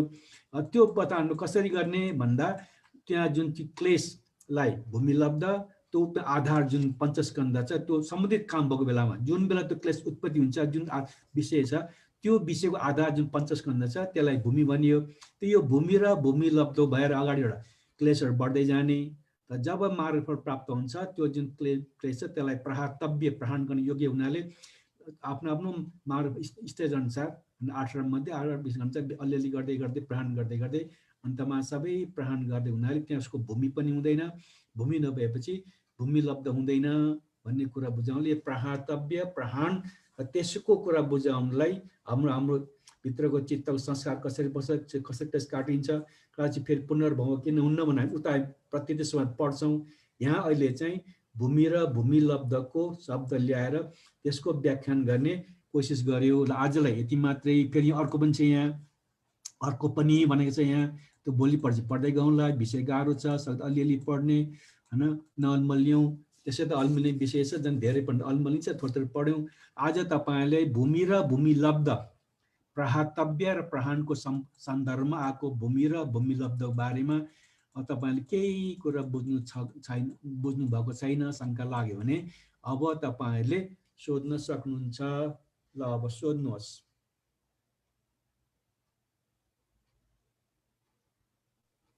भूमि लब्ध भनेको यो जन्मिनु नपर्ने हो? के अरे? भूमि लब्ध भनेको फेरि जन्म लिनु नपर्ने? कहाँ कुन ठाउँ भन्नुस् ल? यहाँ त यसमा लेखेको छैन। यहाँ लेखेको छैन। भूमि र भूमि लब्धमा भूमि लब्ध भनेको चाहिँ फेरि जन्म हुनु नपर्ने हो? होइन, भूमि त्यो भनेको छैन यहाँ, हैन। भूमि भनेको छैन, भूमि लब्ध भनेको क्लेश। भूमि भनेको के? पञ्चस्कन्ध, हैन। हाम्रो जुन रूप वेदना संज्ञा संस्कार छ त्यसलाई त्यो चाहिँ भूमि हो। त्यसको आधार लब्ध भन्ने प्राप्त भएको, हैन। त्यो भूमिबाट प्राप्त, अब आधारबाट प्राप्त भएको भूमि लब्ध हो।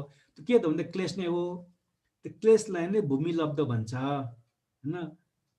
त्यसैले यो भूमि भनेको हाम्रो जुन शरीर बाहिर देख्छौँ त्यो होइन, त्यसभित्र जो उत्पन्न हुन्छ नि हाम्रो पञ्चस्कन्ध संस्कार, त्यो सानो एउटा इकाइ भनेको त्यो शब्दमा एउटा युनिट, त्यो चाहिँ भूमि हो। त्यसले सम्बन्धित त्यसको आउने क्लेश चाहिँ भूमि लब्ध हो।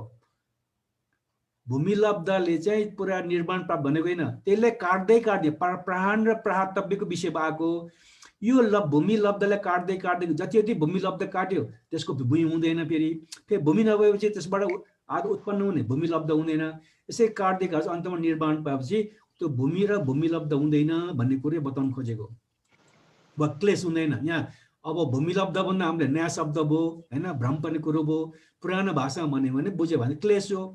क्लेश सबै काटिसकेपछि त शरीर त हुन्छ नि अर्धन्तको पनि, हैन। क्लेश काटिसकेको हुन्छ, बाँकी रहेको जुन छ अल्कता हुन्छ त्यो काटेपछि जुन शरीरको जुन निर्माण नाम रूप पेश गरेर मरिसकेपछि त्यही जन्म के अरे नाम रूप गरेर जन्म मरण नआएपछि सकेको, त्यो भन्नु खोजेको यहाँ। त्यसले भूमि लब्ध भनेको निर्माण वा क्लेश काटेको भनेको होइन, यो क्लेश मात्रै हो। यसलाई काट्ने, भूमि लब्धलाई काट्ने हो। प्रहातव्य भन्ने, प्रहातव्यमा चाहिँ यिनीहरू प्रहातव्यको विषय हुन् भन्ने कुरा बताएको मात्रै हो, हैन। त्यो भूमि अनुसार चाहिँ त्यो क्लेश हुने भयो। अनि जस्तो भूमि लब्ध केही हो। अझ जुन यो क्लेश छ नि, यो क्लेश भूमि लब्धबाट पनि भूमि हुने हो, हैन। जुन पञ्च उत्पन्न हुने त्यसको आधार यो हुन्छ, हैन। त्यसको आधार फेरि त्यो बन्ने हो।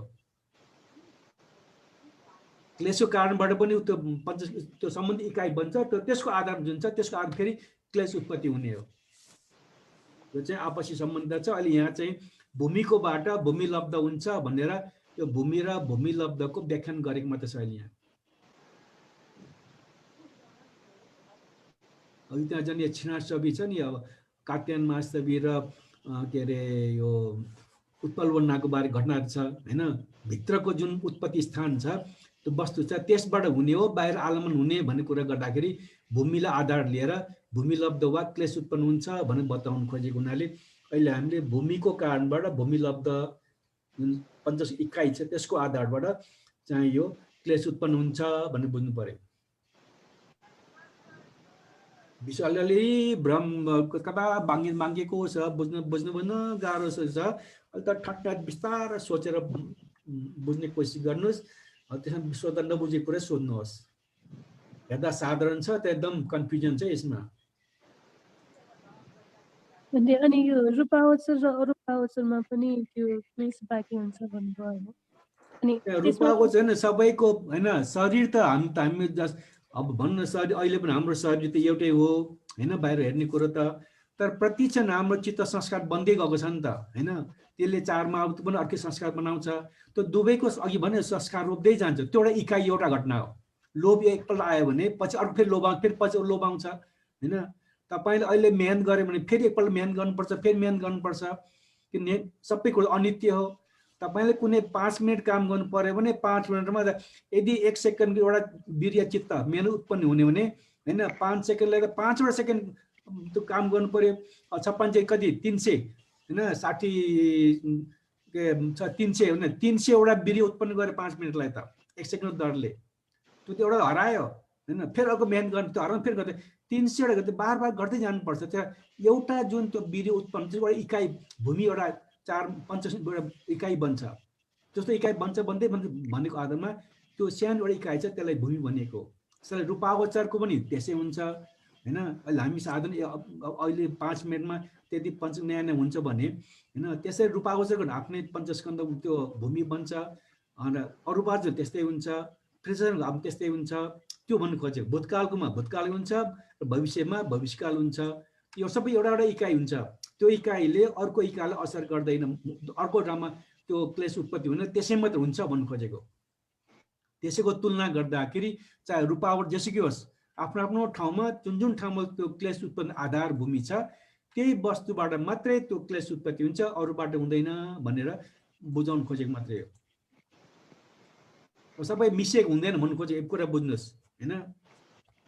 हरेक संस्कारको एउटा इकाइ हुन्छ, त्यो इकाइको आफ्नो आफ्नो इकाइ काम हुन्छ, त्यसले अरूमा प्रभाव पार्दैन, त्यसले बनाउँदै जाने हो हैन। कुरा बुझ्नुभयो? अलिक बुझ्नु गाह्रो छ विषय हेर्नुहोस् अलिकता। चित्त संस्कारको बारेमा कसरी बन्छ, अनित्य भन्ने शब्दहरू छ नि, त्यो कुरा बुझ्नु सक्यो भने सहिलो हुन्छ। नभए फेरि हाम्रो त यो हामी त एउटा शरीर देखिरहेको छौँ हैन, त्यो शरीर देखिरहनु गर्दाखेरि कहाँबाट आयो यो कुरा आयो भन्ने कुरोमा भ्रम पर्ने सम्भावना छ। अनित्यलाई जोड दिनुहोस्, कसरी संस्कार नयाँ नयाँ बन्छ हैन। वर्ण त अहिले मैले बताएअनुसार तपाईँले एउटा कुनै काम गर्नु पर्दा एकपल्ट मेहनत गरे पुग्छ कि पुग्दैन, कि मेहनत लगाएर गर्नुपर्छ, कुनैको एकपल्ट होस राखे पुग्छ कि पुग्दैन, लगातार होस राख्नुपर्छ पर्दैन, सबै विचार गर्नु। यदि लगातार होस राख्नुपर्छ, लगातार मेहनत गर्नुपर्छ, अथवा के हो पहिला गरेको होस् पहिला राखेको होस् गरेको मेहनत सकियो, फेरि नयाँ उत्पत्ति गर्नुपर्छ हैन। जस्तो लामो धेरै समयसम्म होस राख्न सक्छ त धेरै प्रगति गर्छ, जस्तो धेरैसम्म मेहनत गर्छ धेरै काम गर्न सक्छ, बिचमा थाक्छ सकियो फेरि। यसको मतलब त्यो सबै चिजहरू अनित्य हुनाले फेरि बार बार उत्पन्न गरिरहनु पर्छ।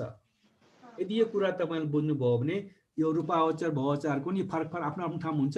त्यो उता शरीर अरूमा प्रभाव पार्दैन, अरूमा त्यो भूमिलब्धहरू उत्पन्न हुँदैन भन्ने कुरा चाहिँ बुझ्न सजिलो हुन्छ। हेर्नुहोस् तपाईँले कुरा बुझ्नु हुँदैन, एउटा काम हुन लगातार मेहनत गर्नुपर्छ, लगातार होस राख्नुपर्छ, लगातार बुद्धि ख्याउनुपर्छ भन्ने कुरा बुझ्नुहुन्छ? एकपल्ट मेहनत गरे पुग्छ दिनभरलाई? लगातार गर्नुपर्छ, त्यो चित्तको स्वभाव हो। हेर्नुहोस् त्यसमा संस्कार छ नि, जस मेहनती संस्कार बसेको छ नि, त्यो धेरै वर्ष मेहनत गर्छ, मेहनतसँग त्यो होस राख्छ। जसको त्यो संस्कारै छैन, पुरा मेहनत गर्न सक्छ भने 1 मिनट गर्छ सकियो, 10 मिनटको भक्कलले 10 मिनट मेहनत गर्छ थाक्छ त्यो हैन। 15 मिनटसम्म होस राख्ने व्यक्तिले ध्यान अभ्यास भन्नु 15 मिनटसम्म त्यसले होस राख्छ, पछि त्यसमा ध्यान गर्न सक्दैन। अब 1 घन्टासम्म सक्ने संस्कार बनेको छ भने 1 घन्टासम्म लगातार ध्यान बस्छ, त्यसपछि उ सक्दैन। त्यो हाम्रो संस्कारको आधारमा यो अगाडि बढ्ने हुने। त्यसले आत्मा होइन, म होइन, ईश्वर होइन, हाम्रो कर्म संस्कारले गराएको भन्ने अर्थ जुन आउँछ त्यो त्यसको त्यही कुरा हुन्छ यहाँ आएको हैन। जस्तो संस्कार हामीले बुझ्ने भाषामा भन्नु, जस्तो संस्कार छ त्यसले त्यति नै अगाडि काम लाउने, अरू छैन भने अरूमा प्रभाव पार्न सक्दैन। त्यसरी यहाँ चाहिँ भूमि र भूमि लब्ध अनुसार जुन ठाउँमा जुन उत्पत्ति वस्तु छ त्यस यहाँ होइन, तर उत्पत्ति स्थानको वस्तु अनुसार भनेछ नि, जहाँ त्यो क्लेश उत्पन्न हुनुपर्ने छ त्यसलाई भूमि बन्यो हैन। त्यो भूमि स्थान यहाँ चाहिँ भूमि भनेन, उत्पत्ति स्थान भन्यो, त्यही उत्पत्ति स्थानबाट त्यो भूमि लब्ध क्लेश बन्ने हो। सानसानो इकाइ, पुरा शरीर भने सानसानो इकाइ हो। त्यो घटना जुन घट्छ नि त्यस बेलाको पञ्चस्कन्ध हेर्ने हो, एउटा इकाइको रूप। भनेपछि भूमि भनेको पञ्चस्कन्ध भयो, भूमि लब्ध भनेको पञ्चस्कन्धमा उत्पन्न हुने क्लेश, त्यसको आधारबाट उत्पन्न क्लेश। यो काम भूमिमा छ कि अनि रूप भूमिमा छ कि अरू सबैमा त्यो हरेकमा जहाँ जहाँ त्यो क्लेश हुन्छ त्यहाँ त सबै हुने हो हैन। मार्ग फल प्राप्त गर्दा त काटिएको हुनाले मात्रै भूमि र भूमि लब्ध हुँदैन। जति काटियो हुन जो काटेको छैन त्यसको चाहिँ हुन्छ, बताए माथि बताए हैन। नकाट प्रहीन नभएको चाहिँ भूमि र भूमि लब्ध हुन्छ। जति प्रहीन हुँदैको नाश हुँदैको त्यो भूमि र भूमि लब्ध हराउँदै जान्छ। तर शरीर त छ, अरन्तको पनि शरीर हराउँदैन हैन। मोटामोटी जुन शरीर हुन्छ त्यसको जुन क्लेश बन्ने जुन पञ्च संस्कारको जुन आधार छ त्यो मात्रै काट्दै काट्दै जाने हो। यो कुरा के जति हामी कर्म गर्छौँ त्यसको संस्कार एउटा एउटा इकाइको संस्कार बस्छ। हेर्नुहोस् त्यसैले हामी के भन्छ हैन, सब पाप सकरणं कुशल सुपसपदा सचित्त परियोदपनं एतं बुद्धानुशासनं। सचित्त परियोदपनं भन्छ के भन्ने हो, सनै सनै एउटा एउटा पत्र पत्र गरेर चित्त सुधार गर्ने हो। अर्थ यही हो, हाम्रो जुन संस्कार बनाउँछ एउटा एउटा संस्कार बस्दै जान्छ। एकपल्ट होस्ट राखी एउटा काट्ने फ्यालियो, फेरि गर्दै एउटा गर्दै गर्दै गरेर पछि गएर अन्तमा सबै चित्त परिशुद्ध हुन्छ, एकचोटि शुद्ध हुँदैन। किन त्यहाँ हाम्रो क्लेश जुन संस्कार पत्र पत्र पत्र गरेर बसेको छ, यसरी बसेको छ, त्यो एउटा एउटा फ्याल्ने हो। यो कुरा बुझ्नुभयो भने अनि यो कुरा बुझ्न सजिलो पर्छ। त्यो सब अनित्य टुक्रा टुक्रा अरू विभिन्न काय भन्छन् समूह छन्, एउटा एउटाबाट बनेको हो। हामी त्यो ठोस देख्छौँ, काय देख्छौँ, तर यथार्थमा एउटा एउटा गरेर बनेर एउटा समूह बनेको छ। जस्तो संस्कारको एउटा समूह हुन्छ अनि त्यसलाई ध्यान अभ्यास बिस्तारै फ्याल्दा त्यसलाई सचित्त परियोदपन भन्छ। बिस्तार बिस्तार सनै सनै एउटा एउटा गरेर चित्त शुद्धै गर्दै लाने, एकैचोटि झट्टै शुद्ध हुँदैन। यो कुरा बुझ्यो भने सहिलो छ। हेर्नुहोस्, वा चित्त भनेको काय समूह हो, ठोस होइन हैन। अब जे हुन्छ एउटा संस्कारको बालुवा हुन्छ नि, बालुवा धेरै पनि एउटा एउटा कण हुन्छ नि। एक बोरा चामल हुन्छ, सबै चामल त होइन नि, त्यो एउटा कति कणबाट बोरा बनेको हैन। त्यसरी नै त्यहाँ एउटा एउटा इकाइ चाहिँ छ, थुप्रै इकाइ चाहिँ एउटा समूह देखेको मात्रै हो भन्ने कुरा बुझ्न सक्यो। त्यसबाट अनात्मा पनि कुरा बुझ्न सजिलो हुन्छ। त्यो भने यो कुरा भन्नलाई बुझ्नलाई त्यति गाह्रो छैन। बुझ्यो भने साधु साधु साधु। अहिले बुझ्यो भने फेरि भोलि यो कन्फ्युजन हुन्छ है, यो विषय नै यस्तो छ हैन। यो विपस्ना भित्र त्यो चित्त हेर्ने बानी गर्नुपर्छ। हामी त कथा कथा ज्ञानमा भने कथा सुन्नुमा मक्ख हैन, बाहिर धुपबत्ती बाल्नुमा मक्ख, अथवा दान दिनुमा मक्ख, बाहिरी बाहिरी मक्ख छौँ। त्यो भित्रबाट हेर्नुपर्ने चित्तको स्वभाव हुनाले जसले आँखा चिम्ल्यो नचिम्लियोस्, म आँखा चिम भन्दिनँ, सके राम्रो नभए चित्त हेर्ने बानी भयो भने यो कुरा चाहिँ बुझ्न सहिलो छ। त्यो चित्त एकपछि लगातार बाहिर हुन्छ, त्यो आवाज पनि लगातार आइरहेको हुन्छ, के अरे दृश्य पनि एकपछि एउटा हेरिनु पर्ने हो हैन। स्वाद पनि एकपछि लगातार स्वाद लिएर हुन्छ। त्यो 2-4 दिनपछि 2-4 वर्षमा कुरा बुझिहाल्छ उसले। त्यो एकपल्ट आएको होइन, लगातार आइरहेको छ, एकदम पुरा चलिरहेको यसको क्रम भन्ने बुझेपछि त अनि यो बुद्ध शिक्षा बुझ्नलाई त्यति गाह्रो छैन।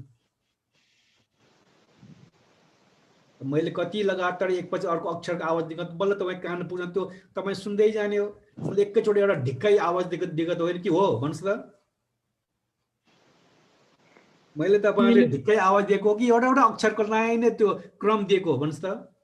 लहरै हो त लहरे हो नि त। मैले बोल्दा लहरे बोल्दैछु। एउटा मैले एकपल्ट एउटा मात्र आवाजको एउटा उच्चारणको मात्रै हुन्छ। नमस्कार भने न म मस अनि का र चाड हुन्छ। तपाईँले सुन्ने पनि त्यही हो। एकैचोटि नमस्कार एक ढिक्कै नमस्कार सुनेको होइन। यसरी चित्तको हाम्रो शरीरको स्वभाव अध्ययन गर्यो भने बुद्ध शिक्षा बुझ्न सजिलो छ। अनित्य दुःखनात्मा सहिलो बुझिन्छ। तर हामी त्यस्तो गर्दैनौँ हैन। हाम्रो समाज हिन्दू संस्कारको छ, त्यसमा हामी जन्मदेखिको बाहिर हेर्नुपर्ने, बहिर्मुखी भएको। अब वातावरण त्यस आमा बाउ त सिकाउँदैन, समाजमा त्यही छैन, केही छैनन्। बिहार गयो धुपबत्ती बालेर मख पारिरहेको छ हैन। विपस्ना ध्यान भए पो आँखा चिम्लेर यसो हेर्ने अभ्यास छ त्यहाँ। अब ध्यान बसिहाल्यो भने 5 मिनट भन्छन्, 10 मिनट भन्छन्, त्योभन्दा बढी भने टाउको दुख्छ फेरि हाम्रो पासु बसेकालाई। किन वातावरण त्यो हुँदैन। अनि कथा लामो सुन्नुपर्ने, बरु 1 घन्टा ध्यान बस्छु, बरु 5 मिनट उपदेश सुन्छु भन्ने त भन्दैनन्। कथा 1 घन्टा सुन्ने, ध्यान भने 5 मिनट 10 मिनट भन्छ। अन्त 10 मिनट 5 मिनट कि आँखा बल्ल भन्दा यति निन्द्रा अल्छी लाग्छ, कोही कल्पना आउँछ, सक्यो। अन्त त्यहाँ भित्रको मन कुरो के बुझोस्। त्यो त ट्रेनिङ हो। दिनभरि आफ्नो शरीर हेर्ने, चित्तको स्वभाव, शरीरको स्वभाव, इन्द्रिय विषयहरूको हेर्ने हो, आलमनी विषय हेर्ने हो। यति हेऱ्यो भने दिनभरि न ध्यान शिविर हुन्छ। हेर्नुहोस्, त्यो कुरा बुझ्दैन हामीले हैन। ध्यान भनेको त शिविर मात्र, घरमा त बस्नै पर्दैन, जता मनलाई जतै छाडा छोडेन हुन्छ भन्ने कुरा हाम्रो सोचाइ छ। होइन हामीले होस्ट राख्ने हो भने त दिनभरि नै हाम्रो ध्यान शिविर चलिरहेको हुन्छ। जसको विषय बाहिर गयो, त्यो यो सबै चिज चाहिँ एउटा हुँदैन, ठोस हुँदैन, एकपछि अर्को लगातार क्रम चल्छ। जसलाई अब सन्तति भनेको छ, प्रवृत्ति भनेको छ, यसरी क्रम चलिरहेको हुन्छ हैन। भन्ने कुरा बुझ्नु सक्नुभयो भने त्यसले संस्कार पनि एउटा एउटा आफ्नो इकाइ बनाउँछ। तर विभिन्न प्रकार संस्कार हुन्छ, एउटा हुँदैन भन्ने कुरा बुझ्यो भने रूपावचर अरूपावचर जति पनि भनेको छ त्यो कुरा बुझ्नु गाह्रो छैन।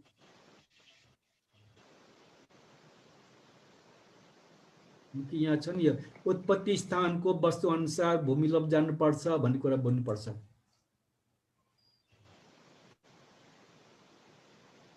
अरू सोध्नुहोस् ल। भन्दै यो वस्तु भनेको चाहिँ हाम्रो पञ्चस्कन्धल भनेकै हो।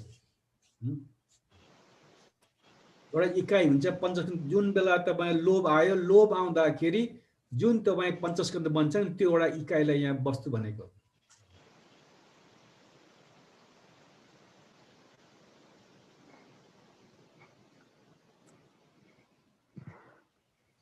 जस्तै यहाँ तल भनेको छ नि भन्दै यो त्यसलाई तिनै स्कन्द र त्यस क्लेशहरूको वस्तु हुन्छ अरे। कहाँनिर भन्छ ल फेरि झुकिन्छु म त कता हुन्छ यो कहाँनिर यो तलको यो जहाँ जहाँ विपसनाद्वारा अपराहीन भएको भने। ले त्यसमा वर्तमूल क्लेश सुतेको छ त्यसलाई प्रयोग हुने अर्थमा भूमिलोप जानु पर्यो यहाँ कि तल यहाँ मुनि विपसनामा तलमा जहाँ जहाँ विपसना प्रयोग नगएको वस्तुते क्लेश छ त्यसलाई नै स्कन्द त्यस क्लेश वस्तु हुन्छ अरूको स्कन्दलाई हुँदैन यो यसमा हजुर हजुर भूतको स्कन्दमा अप्रहीन सुतेको क्लेशको भूत स्कन्द नै वस्तु हो अर्को होइन। यसै प्रकार भविष्य आदिमा बुझ्नुपर्छ यसरी नै कामअवसरको स्कन्द प्रहीन सुतेको क्लेशहरूको कामअवसरको नै स्कन्द वस्तु हो अर्को होइन। यहाँ कुन चाहिँ भन्नुहोस् त यो फर्स्ट लाइनमै छ नि लास्टमा त्यसलाई तिनै स्कन्द त्यस क्लेशहरूको वस्तु हुन्छ। कोही कहाँ पुग्यो कोही ए जहाँ जहाँ विपसना अप्रिन भएको त्यो परिच्छेदमा हो हजुर भन्दै कहाँ छ ती नै क्लेश कोही ती नै भनेको ती नै तीनजना होइन ती नै भनेको त्यही द्याट वन भनेको क्या त्यही नै भनेको होइन त्यही नै स्कन्द भनेको ती नै भने त्यही नै ती नै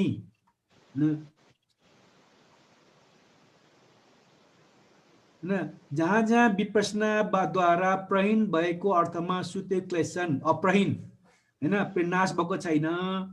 नाश नभएपछि के हुन्छ त्यो क्लेश त सुतेको हुन्छ भित्र होइन त्यो सुतेको क्लेश त्यो उत्पन्न ठाउँ छ नि त्यो इकाइ त्यो बेला बन्ने पञ्चस्कन्द एउटा इकाइ होइन त्यो इकाइले नि वस्तु भनेको आधार बनेको त्यो पञ्चस्कन्द नै हो। जे जति हुन्छ यो पञ्चस्कन्द बन्ने हो होइन तर त्यस बेला त्यो क्लेश उत्पन्न हुँदा एउटा पञ्चस्कन्द एउटा ग्रुप छ एउटा समूह हुन्छ त्यसलाई यो क्लेश वस्तु भनेको क्लेशहरूको वस्तु।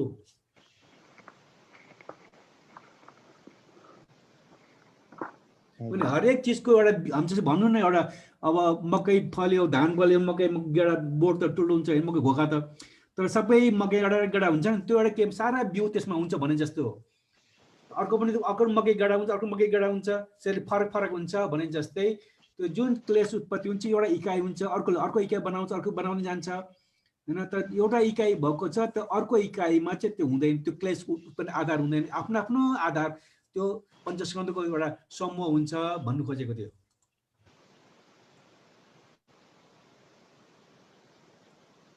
जस्तो तपाईँ रिस उठ्यो अहिले होइन तपाईँलाई रिस उठ्छ उठ्दैन तपाईँलाई रिस उठ्छ उठ्दैन त्यो रिस उठ्दाखेरि त लगातार रिस उठ्दैन होइन रिस पनि केही बेरसम्म लगातार उठ्छ त एकपल्ट रिस उठ्छ नि एक सेकेन्डमा त्यो एउटा पञ्चस्कन्द त्यहाँ आधार हुन्छ त्यसको त्यसलाई वस्तु बनेको त्यो एउटा ग्रुप हुन्छ होइन त्यसमा शरीरको जुन अनुहार तातिने जिउ तातिने हुन्छ नि त्यो दुवैको त्यहाँ ग्रुप हुन्छ एउटा नाम्रो दुवैको होइन त्यो जुन क्लेश उत्पन्न भयो जुन पञ्चस्कन्द छ त्यसलाई आधारमा त्यहाँ उत्पन्न स्थान भन्ने अर्थमा त्यहाँ वस्तु भनेको वस्तु भनेर भाषा फरक फरक हो तर त्यो चाहिँ छोटकरीमा पञ्चस्कन्द भनेको चाहिँ स्कन्द त्यो स्कन्दलाई वस्तु भनेको त्यसको आधारमा क्लेश उत्पन्न एउटा ग्रुप तयार हुन्छ त्यो एउटा इकाइ युनिट हुन्छ होइन पछि फेरि अर्को रिस उठ्छ त्यसको अर्को फेरि पञ्चस्कन्द बन्छ दुईवटाको समूहबाट एउटा ग्रुप तयार हुन्छ यसरी ग्रुप हुन्छ। यसरी तपाईँहरूको तपाईँ यो रुबिक्स क्युब भन्छ नि पनपन घुमाउने त्यसमा छवटा बेडमा 6वटा पाटा हुन्छ होइन एउटा रङको पाटा हुन्छ त्यसमा 9वटा गोटी हुन्छ होइन चारपाटे एउटा फेरि घुमाउनु मिल्छ तार चारैबाट होइन त्यो ग्रुप म्याथमेटिक्सबाट डेभलप गरेको त्यो रुबिक्स क्युब त्यसै नै हाम्रो चित्तको ग्रुपमा जान्छ एउटा हुन्छ त्यो होइन जुन हाम्रो चित्त जुन संस्कार क्लेश उत्पत्ति हुन्छ लगातार भए पनि एउटा सानो कुराबाट बन्ने एकपल्ट एउटा सानो बन्छ भन्दा ठुलो भएर एउटा समूह तयार हुने हो त्यति मात्रै हो। त्यो सानो इकाइमा ध्यान दिन सक्यौँ भनेदेखि यो कुरा बुझ्नुलाई गाह्रो छैन। पनि यहाँ भन्न खोजेको चाहिँ अब एउटा क्लेश चाहिँ त्यसको चाहिँ अब एउटा मात्रै इकाइ अथवा वस्तु हुन्छ अनि अर्को क्लेश चाहिँ फेरि अर्कै हुन्छ हैन त्यो एउटा वस्तु मात्रै हुन्छ अनि अर्को क्लेशलाई चाहिँ फेरि अर्को हुन्छ त्यसले फेरि अर्को भन्छ त्यही भन्छ त्यो भन्न खोजे त्यही हो हैन। हजुर हरेक आफ्नो आफ्नो त्यो स्कन्द एउटा इकाइ स्कन्द इकाइ तयार हुन्छ, त्यति मात्रै हो। त्यसले फेरि नयाँ बनाउने हो, तर अर्कोमा त्यो जाँदैन भन्ने खोजेको। अर्को हुँदै जान्छ। जस्तै एउटा कुरा बुझाउँला, संस्कार कुरा बुझाउँ, मेरो अनुभव बताउँछु तपाईँलाई भन्नु। अब होइन, एउटा भिचु देखेर रिस उठ्यो तपाईँलाई होइन, अर्को एउटा कुनै बाहुन देखेर रिस उठ्यो तपाईँलाई होइन। अब तपाईँ रिस त दुवै हो नि त, तर जुन भिचुलाई देखेर रिस उठेको जुन स्कन्द हुन्छ, त्यो भिचुलाई सम्झेपछि मात्रै रिस उठ्छ, त्यो आउँछ। हेर्नुहोस्, बाहुनलाई त्यो रिसेको बाहुनलाई सम्झेर त्यो भिचुबाट रिस उठ्दैन। भिचुलाई त्यो रिस उठेको भिचु छ भने त्यसलाई सम्झ्दा रिस उठ्ने, फेरि त्यो अर्को बाहुनसँग रिस उठ्दैन। हेर्नुहोस्, बाहुनसँग रिस उठ्नलाई त्यो बाहुनकोलाई सम्झिनुपर्छ, त्यसको हेतु त्यो हो। त्यसैले बाहुनमा उठ्नु जुन त्यो रिसको स्कन्द छ भने एउटा ग्रुप तयार गरेको छ, इकाइ बनाएको छ, त्यो चाहिँ भिचुसँग जाँदैन। भिचुको कारणको जुन रिसको आदि संस्कार बनेको छ, आधार बनेको छ, इकाइ छ, त्यो बाहुनका जाँदैन भन्ने बुझाउनु खोजेको थियो। रिस त रिस हो। तपाईँलाई एउटा खानेकुरा मन पर्ला, आलु खानु मन पर्ला होइन, माछा खानु मन पर्ला, र अब कसैलाई जाँडा रिस खानु मन पर्ला, कसैलाई गोलबडा मन पर्ला, प्याज मन पर्ला। मन त लोभै हो नि, तर हरेक एउटा इकाइ छ। त्यो इकाइले प्याजमा इकाइले प्याजको बेलामा मात्रै काम गर्छ, अठ्रा हुँदैन होइन। माछा खानेको लागि लोभ हो, त्यो त्यसै मात्रै हुन्छ। मादक पदार्थ सेवन गर्नेको लोभ त्यसैमा हुन्छ। त्यो अर्कोले त्यसको आफ्नो इकाइ बनाएको हुन्छ, त्यसबाट त्यो क्लेश उत्पत्ति हुन्छ। अर्कोबाट त्यो क्लेश आउँदैन, त्यसको आफ्नो आफ्नो क्लेश हुन्छ, अर्कोमा जाँदैन भन्नु खोजेको यो। मैले बुझाउनु खोजेको यो हो होइन। अब हजुरले बुझ्नु भयो कि भएन? यसको जुन आधार हुन्छ, त्यो आधार मात्रै सीमित हुन्छ, त्यो चाहिँ अर्कोमा सर्दैन भनेको। बट त्यही चिजले दोहोरिएर चाहिँ नयाँ बनाउँछ होइन, र त्यसको चिज अर्कोमा प्रभाव छैन भन्ने खोजी मात्रै हो। जसरी आफ्नो आफ्नो स्तर हुन्छ, चाहे त्यो रूपावचर होस्, चाहे अरूपावच होस्, चाहे हाम्रो कामावचर होस्, जेसी होस्, आफ्नो ठाउँमा आफै हुन्छ। एउटा अहिलेको वर्तमान शरीरमा त एउटै इकाइ हुन्छ, अर्कोमा असर गर्दैन भनेपछि जन त कामावचर रूपावचर त छुट्टै भयो त्यो त होइन। जन्मको प्रक्रिया बदलिसक्यो। बुझ्नुभयो कुरो? अरू हाम्रो विद्यार्थीले कुरा बुझ्नु भयो कि भएन? बडो घुमाउरो भाषा चाहिँ बुझ्न गाह्रो छ। बिस्तारै ठन्डा दिमागले सोच्नुहोस्। यसलाई तपाईँले तपाईँको जुन संस्कार बन्छ होइन, पढाइ भयो, कडाइ भयो, जे कुरा संस्कार बन्न जान्छ, त्यो एउटै ठोस हो कि बिस्तारै एउटा पछि अर्को आउँदै गरेको, एउटा अर्को चाहिँ त्यो बीजको रूपमा संस्कार बन्दै गरेको अध्ययन गर्नुहोस्। त्यहाँ एउटा हुँदैन, फरक हुन्छ होइन। त एउटाको गरेको कामको संस्कार आउँदा अर्को संस्कारले काम गर्नु, त्यही सम्बन्धित संस्कार अगाडि आउनुपर्छ। चाहे रिसाउनुहोस्, चाहे हाँस्नुहोस्, मुस्काउनुहोस् होइन। तपाईँ कुनै व्यङ्ग देखेर भन्नु न, हाम्रो महजोडीलाई हाँस्ने जुन हँसाइ छ होइन, तपाईँको त्यो अर्को के अरे हाम्रो के भन्छ, हाँस्ने कलाकारहरू छ होइन, त्यो देखेर आउँदैन। त्यो जुन अर्को कलाकार देख्दा हाँस्ने छ, त्यसलाई देखेपछि मात्रै त्यो हाँसो आउँछ। तर महजोड देख्दा हाँस्नु अर्कै हाँस्नुहुन्छ, आफ्नो आफ्नो सम्बन्धित छ।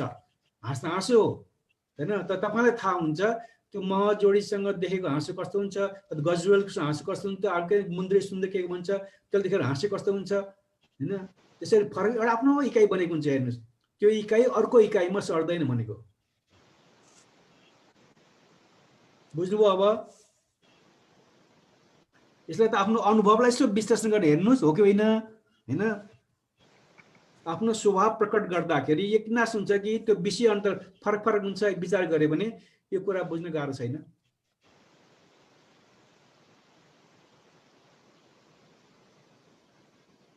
अरू के सोध्नुपर्ने सोध्नुहोस्। कति बजे? खोइ 9:50 भन्दा हालेछ। ल भन्थे हजुर, यो छिनाश्रवीहरूको स्कन्धहरूप्रति क्लेश उत्पन्न हुन्छन् भने यो सेन्टेन्स अलि कन्फ्युज भयो। होइन, छिनाश्रवी त उनीहरू त मुक्त भइसक्यो नि त होइन। त्यसलाई छिनाश्रवी, क्षीण आश्रवी, उसको जुन नशा छ सबै नष्ट भइसक्यो होइन। त्यो शान्त शीतल भइसक्यो। अब त्यस्तोलाई अरहन्तहरूलाई छिनाश्रवी भन्छ। तर छिनाश्रवी भन्ने हुँदाखेरि पनि त्यस्तो व्यक्तिहरूप्रति पनि हाम्रो चित्त बिग्रिन सक्छ। कसैलाई श्रद्धा भने बुद्धको मूर्ति देखेर रिस उठ्छ, कसैलाई श्रद्धा लाग्छ होइन। त हामीलाई रिस उठेकोलाई श्रद्धा राखेको त बुद्ध मूर्तिले होइन कि हो? होइन, बुद्ध मूर्तिले गर्दा रिस उठेको हो कि बुद्ध मूर्तिले गर्दा श्रद्धा जागेको?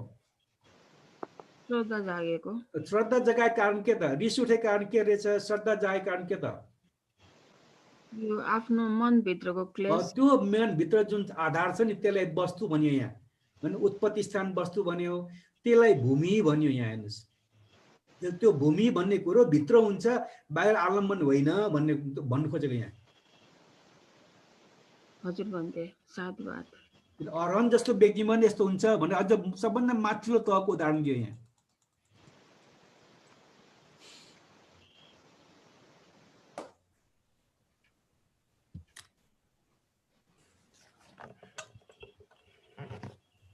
यहाँ तपाईले भाषा छ नि यसैले भूमि लब्ध भनिन्छ र त्यो पनि आलम्बन अनुसार होइन भूमि लब्ध भनेको आलम्बन भनेको भित्र भूमि छ त्यो जुन क्लेश उत्पन्न भित्रको जुन इकाइ हाम्रो इकाइ हुन्छ त्योमा हुन्छ बाहिरपट्टि होइन भनेको खोज्यो यो शब्द यहाँ उत्पत्ति स्थानको वस्तु अनुसार छ यो शब्दहरू याद गर्नुपर्छ यसमा तपाईलाई बुझेन भन्नेमा चाहिँ लाज नमान्नु अप्ठ्यारो नमान्नु विषय नै यस्तो छ अलिकति आफ्नो स्वभावलाई अध्ययन गर्नुहोस् हाम्रो स्वभाव किन फरक फरक हुन्छ हेर्दाखेरि उस्तै लोभ हो क्रोधी हो दया माया श्रद्धा नै हो तपाईँ आफ्नै छोराछोरी भाइ बहिनीलाई त्यही बेला त्यही बच्चाले मान्छे हो कति बेला ढङ्गले अर्को माया गर्नुहुन्छ अर्को माया नै प्रेम पनि अर्कै हुन्छ हेर्नुहोस् किन भन्दा विषय त जुन ढङ्गले पहिला माया गर्नुभयो त्यो संस्कार अनुसार तपाईँले माया गर्ने हो कुनै बेला अर्को ढङ्गले माया गर्नुहुन्छ त्यो संस्कार अगाडि हाल्नु त्यसरी माया गर्नुहुन्छ एउटै व्यक्ति हो श्रीमान श्रीमतीको सम्बन्ध त्यस्तै हो भाइ बहिनी सम्बन्ध त्यस्तै हो दाजुभाइ सबै त्यो नि कुन ढङ्गमा के गरेर कुन ढङ्गले तपाईँ त्यो बिउ रोप्नु भएको छ त्यही ढङ्गको तपाईँ प्रभाव अगाडि आउने हो जुन ढङ्गले बिउ अगाडि आउँछ नि त्यो एउटा आधार छ त्यसलाई यहाँ वस्तु भन्यो उत्पत्ति स्थान भन्यो त्यसलाई हामीले भूमि भन्यो एउटा इकाइ मात्रै पुरा शरीर पञ्चस्कन्ध भनेको चाहिँ माथि त होइन पुरा शरीर होइन कि त्यो बेला उत्पन्न हुने जुन सानो इकाइको रूप बिना संस्कार विज्ञानको एउटा इकाइ हुन्छ त्यो इकाइले यहाँ भूमि भनेको त्यसको कारण एउटा अर्को एउटा इकाइ भूमि लौकिक क्लेश उत्पत्ति हुन्छ दुईटाको संस्कार बन्छ पेट अगाडि आउँछ यसरी तीव्र गतिले बढेको हुनाले मात्रै काम सरर चलेको तर एकपल्टमा एउटा जस्तै कम्प्युटर भन्छ नि एकपल्टमा एउटा मात्र अङ्क काम त एकभन्दा बढी आउँदैन त्यसलाई तर त्यति फास्ट काम गर्छ सारा काम मान्छेको बुद्धिले भन्दा बढी काम गर्छन् स्पिडमा त हाई स्पिड हो चित्तको स्पिड हाई स्पिड हो तर यसले एउटा मात्रै काम गर्छ हेर्नुहोस् अब बुझ्नुभयो नबुझे पनि बुझ्ने कोसिस गर्नु त्यो धेरै अहिले त्यसको आधारमा पछि बुझ्दै जाउँला यसमा चाहिँ बुझिन भनेर मन नदुखाउनुहोस् बुझिहाल्यो भने ढुक्क नपर्नुहोस् यहाँ धेरै भ्रमको कुराहरू छ किन यो अन्तर्मुखी भएर यो होइन मार्गफल प्राप्त गर्ने कुरामा आएर छ त्यसले गर्दाखेरि हामीलाई बुझे जस्तो लाग्छ नबुझे जस्तो लाग्छ तर अलिकति आज जुन कुरा सुन्यो भोलि अर्को सुन्दा पछि अलिकति धेरै संस्कार बन्दै जान्छ नि स्पष्ट हुँदै जान्छ अनि बल्ल छ्याङ्ग हुन्छ हेर्नुहोस् एकैचोटि छ्याङ्ग हुने विषय होइन यो समय लाग्छ भन्दै वन्दना भन्छु के हुनुहोस् भन्दै यो प्रहातव्यको छ नि भन्दै त्यसमा 18 प्रकारका छन् त्यसमध्ये 10 नम्बरको छ नि ओग हो भनेको के भने ओग भनेको बाढी ओग भनेको बाढी बाढी अनि बाढीलाई प्रहार गर्ने भन्दाखेरि कसरी हुन्छ भन्दै तपाईँले ओग बाढी भन्दाखेरि यहाँ पढ्नु भएन यहाँ प्रहारमा हेर्नु त कता छ मिथ्यात्वमा अनुशयमा मलरमा कुशलचित्तमा उपादानमा निवरणमा आश्रममा ल दिष्टा श्रव प्रथम ज्ञानले नाश हुने हो काम श्रव तृतीय ज्ञान अन्य मिथ्या दृष्टि र अविद्या दुई चतुर्थ ज्ञानले नाश हुने हो ओग र योगमा पनि यसै प्रकार बुझ्नु पर्दछ हैन हजुर बाढी त एउटा विशेषण शब्द पर्याय शब्द मात्रै हो नि त बाढी किन भन्यो भन्दा हाम्रो जुन जन्म चक्रको स्वभाव छ त्यसलाई पार तरेर जान सकिँदैन हैन अस्ति मैले बार सोधेँ नि त ल अहिले अब यो 1 घन्टामा मर्ने हो भने कि अब चित्त शुद्ध म मर जान्छ भन्न सक्नुहुन्छ भन्दा हामी सक्दैन अहिले यो 1 घन्टा 2 घन्टा होइन म यो मर्ने निश्चित भइसकेको छ अब 50 वर्ष बाँच्ने हो भने 50 वर्षभित्रमा यसरी म मन बाँध्छु कि म त सुगति नै गरेर छाड्छु भन्ने पनि अहिले हाम्रो क्षमता छैन मतलब के भने हामीले बार जन्म मन चक्रमा घुमाइदिन्छ हेर्नुहोस् एउटा स्वर्गको सुगति जान नसक्नेले निर्वाण कहिले पाउने हैन त निर्वाण नपाउनु भन्दा लाखौं करोडौं जन्म लिनु पर्यो यो जुन लाखौं करोडौं जन्म लिन्छ त्यो एउटा जन्मको जुन क्रम बाढी आयो नि त्यसले बाढी भनेको भव चक्र वा संसार चक्रको अर्को नाम प्रतीक चाहिँ बाढी हो बाढी हो हैन त्यो अर्थ बुझ्नु पर्यो हैन त्यहाँ ओ के हुन्छ भन्दा जुन आश्रय हुन्छ त्यही हो काम राग भव राग मिथ्या दिस अविद्या यसलाई बाढी भन्यो यसले हामीलाई बगाउँदै बगाउँदै लान्छ त्यसको अर्थमा बाढी भनेको हेर्नुस् यो सबै बुझ्ने भाषा विशेषण शब्द प्रयोग गरेको बुझाउनलाई कुरो चाहिँ चित्तको नामहरूको चल्ने क्रम हो सोझो अर्थमा त्यसलाई काट्न सही गाह्रो छ त्यसैमा पार तर्न गाह्रो भनेर भनियो त्यस्तै हो ओके बुझ्नुभयो बुद्धलक्ष्मी हजुरको प्रश्नको जवाब आयो हजुर हजुर बुझे अनि आजको भन्दै चार मार्गको भावना गर्दा त्यो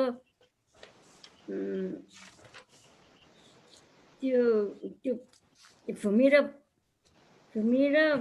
लब्ध गर्दै जान्छ भन्नुहुन्छ त्यो चार मार्ग भनेको के हो भन्ने चार मार्गको भावना भन्दाखेरि कुन कुन हो भन्ने 12 वर्ष रावण पर्यो सीता कसको जोई भन्ने कुरा आयो नि त अब त बुद्धलक्ष्मी बासिकाज्यू त्यो चार मार्ग सोतापति सकिदागामी अनागामी अनन्त मार्ग नि त चार मार्ग भयो अनि त्यो प्राप्त गर्नेलाई कुन भावना भनेको भनेर सोधेको मैले पनि त ध्यानको पनि के भावना छँदै छैन त सोतापति त जुनसुकै त समता विधि विपसना ज्ञान जगाएपछि त्यो मार्गफल प्राप्त गर्ने हो अस्ति म तपाईँले बार प्रश्न गरेँ यसको विधि नै छैन तपाईँले 40 कर्मस्थान मध्ये कुनै विधि समाधिलाई त्यो अभ्यास गर्न सक्नुहुन्छ त जहाँसम्म प्रज्ञा छ उही त्यो फेरि दृष्टि विस्तृतिबाट अगाडिबाट सम्मसन हुँदै बढ्दै बढ्दै शङ्कार अपेक्षाबाट गतरूप ज्ञानसम्म आउने हो त्यो त ज्ञान हो त्यो विधि होइन त्यो त बाटो समाधि र समता र प्रज्ञाको बाटोबाट आउने हो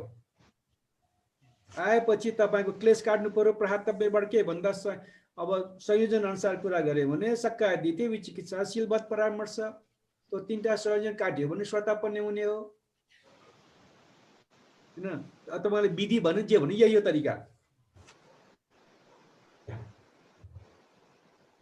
बुझ्नु भयो हजुर बुझे माथि त्यसैले माथि माथि त माथि काट्दै अरन्ध हुँदा सबै काटिन्छ सबै खत्तम दखडा संयोजन काटियो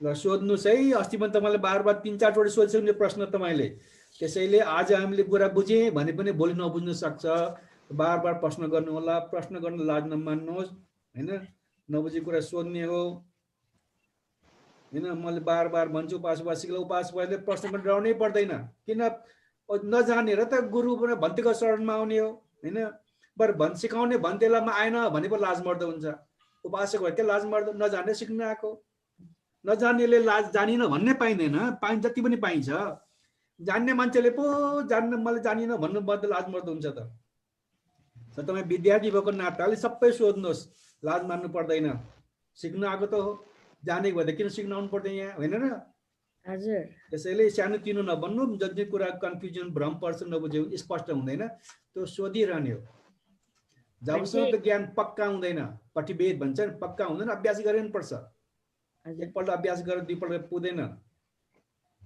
भावी कथा बहुली कथा भन्छ नि एकपल्ट अभ्यास गर्ने बहुल बार गर्ने पक्का गर्ने हैन प्र्याक्टिस मेक्स म्यान पर्फेक्ट त्यस पक्का गर्ने हो सुपटिपन्न खुट्टा टेक्ने गरी नटेकेसम्म अभ्यास गरे गर्ने त्यसैले ज्ञान पक्का नभएसम्म प्रश्न गरिरहने सोधपुछ गरिरहने वा विभिन्न दृष्टिकोण हेर्ने पर्छ अनि बल्ल पक्का ल यही ठिक हो भनेपछि बल्ल अनि ज्ञानमा पक्का हुने हो त्यसैले प्रश्न गर्नु चाहिँ सोध्नु लाज नमान्नुहोस् बार सोधे हुन्छ हजुर भन्दै वट र मूल भनेको के हो वर्त भनेको चक्र वट्ट हैन घुमाउने चक्का त्यो भनेको चक्का घुम्ने के भने जन्म मन चक्कर घुमाउने त्यो मूल हैन यसमा प्रतीत समाजमा छ विद्या आदि जन क्लेशहरु छ त्यही नै मुख हो मूल रूपमा कर्म वट्ट विपाक वट्ट छ नि हजुर हैन यिनीहरुले अगाडि बढाउँछन्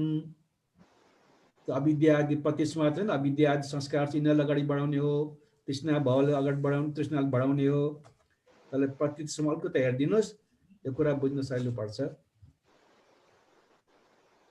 अहिले चाहिँ जन्मको जुन चक्र छ जन्म चक्र त्यो मूललाई त्यो कडाइदिने मूल आधार बनेको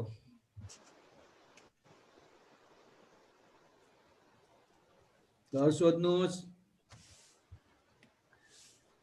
यदि तपाईहरुको प्रश्न गर्ने समय छैन भनेदेखि 10:02 भयो। अब हाम्रो बोधि ज्ञानको शरणमा जाउँ। गए हुन्छ अब बोधि ज्ञान कहाँ हुनुहुन्छ कोही? कृष्ण हजुर भन्थे हजुर तपाईले अब आज बन्द गर्ने होला हैन? उहाँ त हुनुहुन्न। एकपल्ट सोध्नुस् ल कसैको बोधि ज्ञान आउनु भयो ल सोध्नुस् एकपल्ट। अब उपसंहार निष्कर्ष दिने जिम्मेवारी तपाईको हो। हजुर भन्दैछु। हजुर हजुर यो भूमि भन्नुभएको छ नि, यो भूमि भनेको यो क्लेश उत्पन्न हुने ठाउँलाई नै भूमि भनेर इङ्गित गरेको हो। त्यो यसपछि भने पञ्चस्कन्ध भने हाम्रो जुन शरीर छ त्यसको एउटा सानो इकाइ हुन्छ। यो त ठुलो थुप्रो पञ्चस्कन्ध मिलेर ठुलो यो शरीर देखेको मात्रै हो हैन। तर जुन त्यो क्लेश पनि एउटा सानो पञ्चस्कन्ध इकाइ हुन्छ त्यसलाई भनेको। रूप वेदना संज्ञा संस्कार विज्ञान। हजुर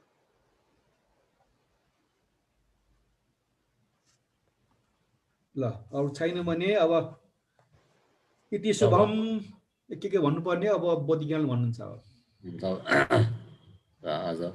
आज पनि पण्डितज्यूले जुन विद्यार्थी जुन जिज्ञासा मेटाउने हिसाबले पण्डितज्यूले जुन प्रश्न उत्तरको जुन समय दिनुभएको छ। विद्यार्थीले पनि आफूलाई लागेका जिज्ञासाहरू जुन सोध्नको लागि पण्डितज्यूले निर्देशकहरूले सोध्नको लागि पण्डितज्यूले जुन अवसरहरू दिइराख्नु भएको छ र विद्यार्थीले पनि आफूलाई लागेका कुराहरू जुन जिज्ञासाहरू सुनिराख्नु भएको छ त्यसको लागि धेरै साधुवाद छ। पण्डितज्यूले पनि जुन समय मिलाउनु भएर पण्डितज्यू व्यस्त हुनु भएता पनि पण्डितज्यूले यसरी बेलुकी समयमा समय दिइराख्नु भएको छ। पण्डितज्यूप्रति धेरै कृतज्ञता ज्ञापन गर्दै पण्डितज्यूमा पनि निरोगी सुस्वास्थ्य दीर्घायु मङ्गल कामना गर्न चाहन्छु। र अहिले प्रत्यक्ष रूपमा अहिले सुनिराख्नु भएको अहिले पनि हाम्रो कृष्ण प्रसाद मानन्जले होसमा सेवा गरिराख्नु भएको छ।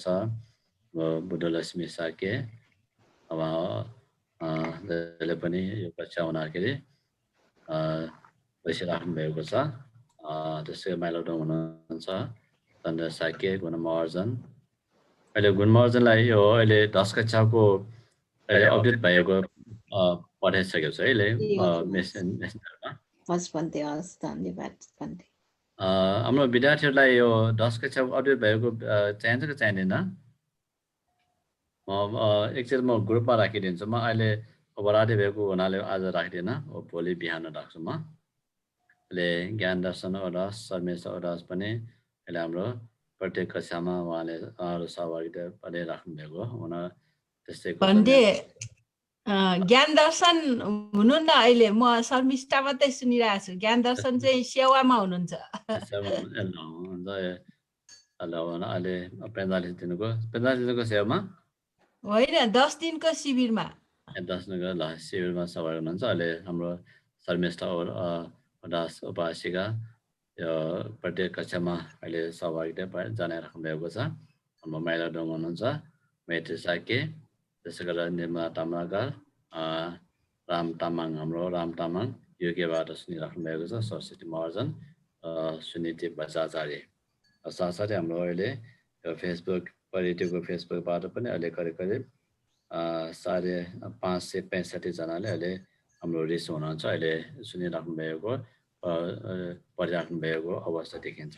त्यसैले यो अहिले अभिधर्म सम्बन्धी धेरैको झुकाव रहेको छ, धेरैको अध्ययन गर्ने मनसा रहेको देखिन्छ। र अहिले जोमा प्रत्यक्ष रूपमा सुनिराख्नु भएका पढिराख्नु भएका ज्ञान लिनुभएका र हाम्रो विभिन्न फेसबुक पेजहरूबाट प्रत्यक्ष रूपमा सुनिराख्नु भएकाहरूले पनि धेरै साधुवाद सहित तपाईँहरू पनि निरोगी सुस्वास्थ्य दीर्घायु यो अभिधर्म बुद्ध शिक्षालाई यो वैश्विक मार्गलाई अध्ययन गर्दै जानुहोस् भन्ने कामना गरी अब भोलि अब मङ्गलबार दिउँसो 3:30 बजे पेरियोबटी गुरुमाको क्लास रहेको छ भने 6:15 बजे अग्नियानी गुरुमाको क्लास रहेको छ र हाम्रो डिस्टेन्स मेडिटेसन पछाडि 8:30 बजे पछाडि विश्व पण्डितज्यू क्लास रहेको छ। तपाईँहरू पनि अब मैले यो 7:30 बजेको समयमा यो पठानको नेपाल भाषामा यो अर्थ सहित पढिराखेको छ। तपाईहरुले पनि अर्थ पठानको पनि तपाईहरुले पाठ सुनिदिनु भएको अवस्थामा यसमा अध्ययन अभिधर्म विशुद्ध मार्गको कक्षाहरू बस्नु हुँदाखेरि पनि सजिलो हुनेछ। सबैलाई अहिले बुद्ध शासन श्रेष्ठको कामना गर्दै अहिले सबैलाई मङ्गल कामना गर्दै यो कक्षा यही बन्न गर्न चाहन्छु। चेरङ ते थाटु साडम्बो। सा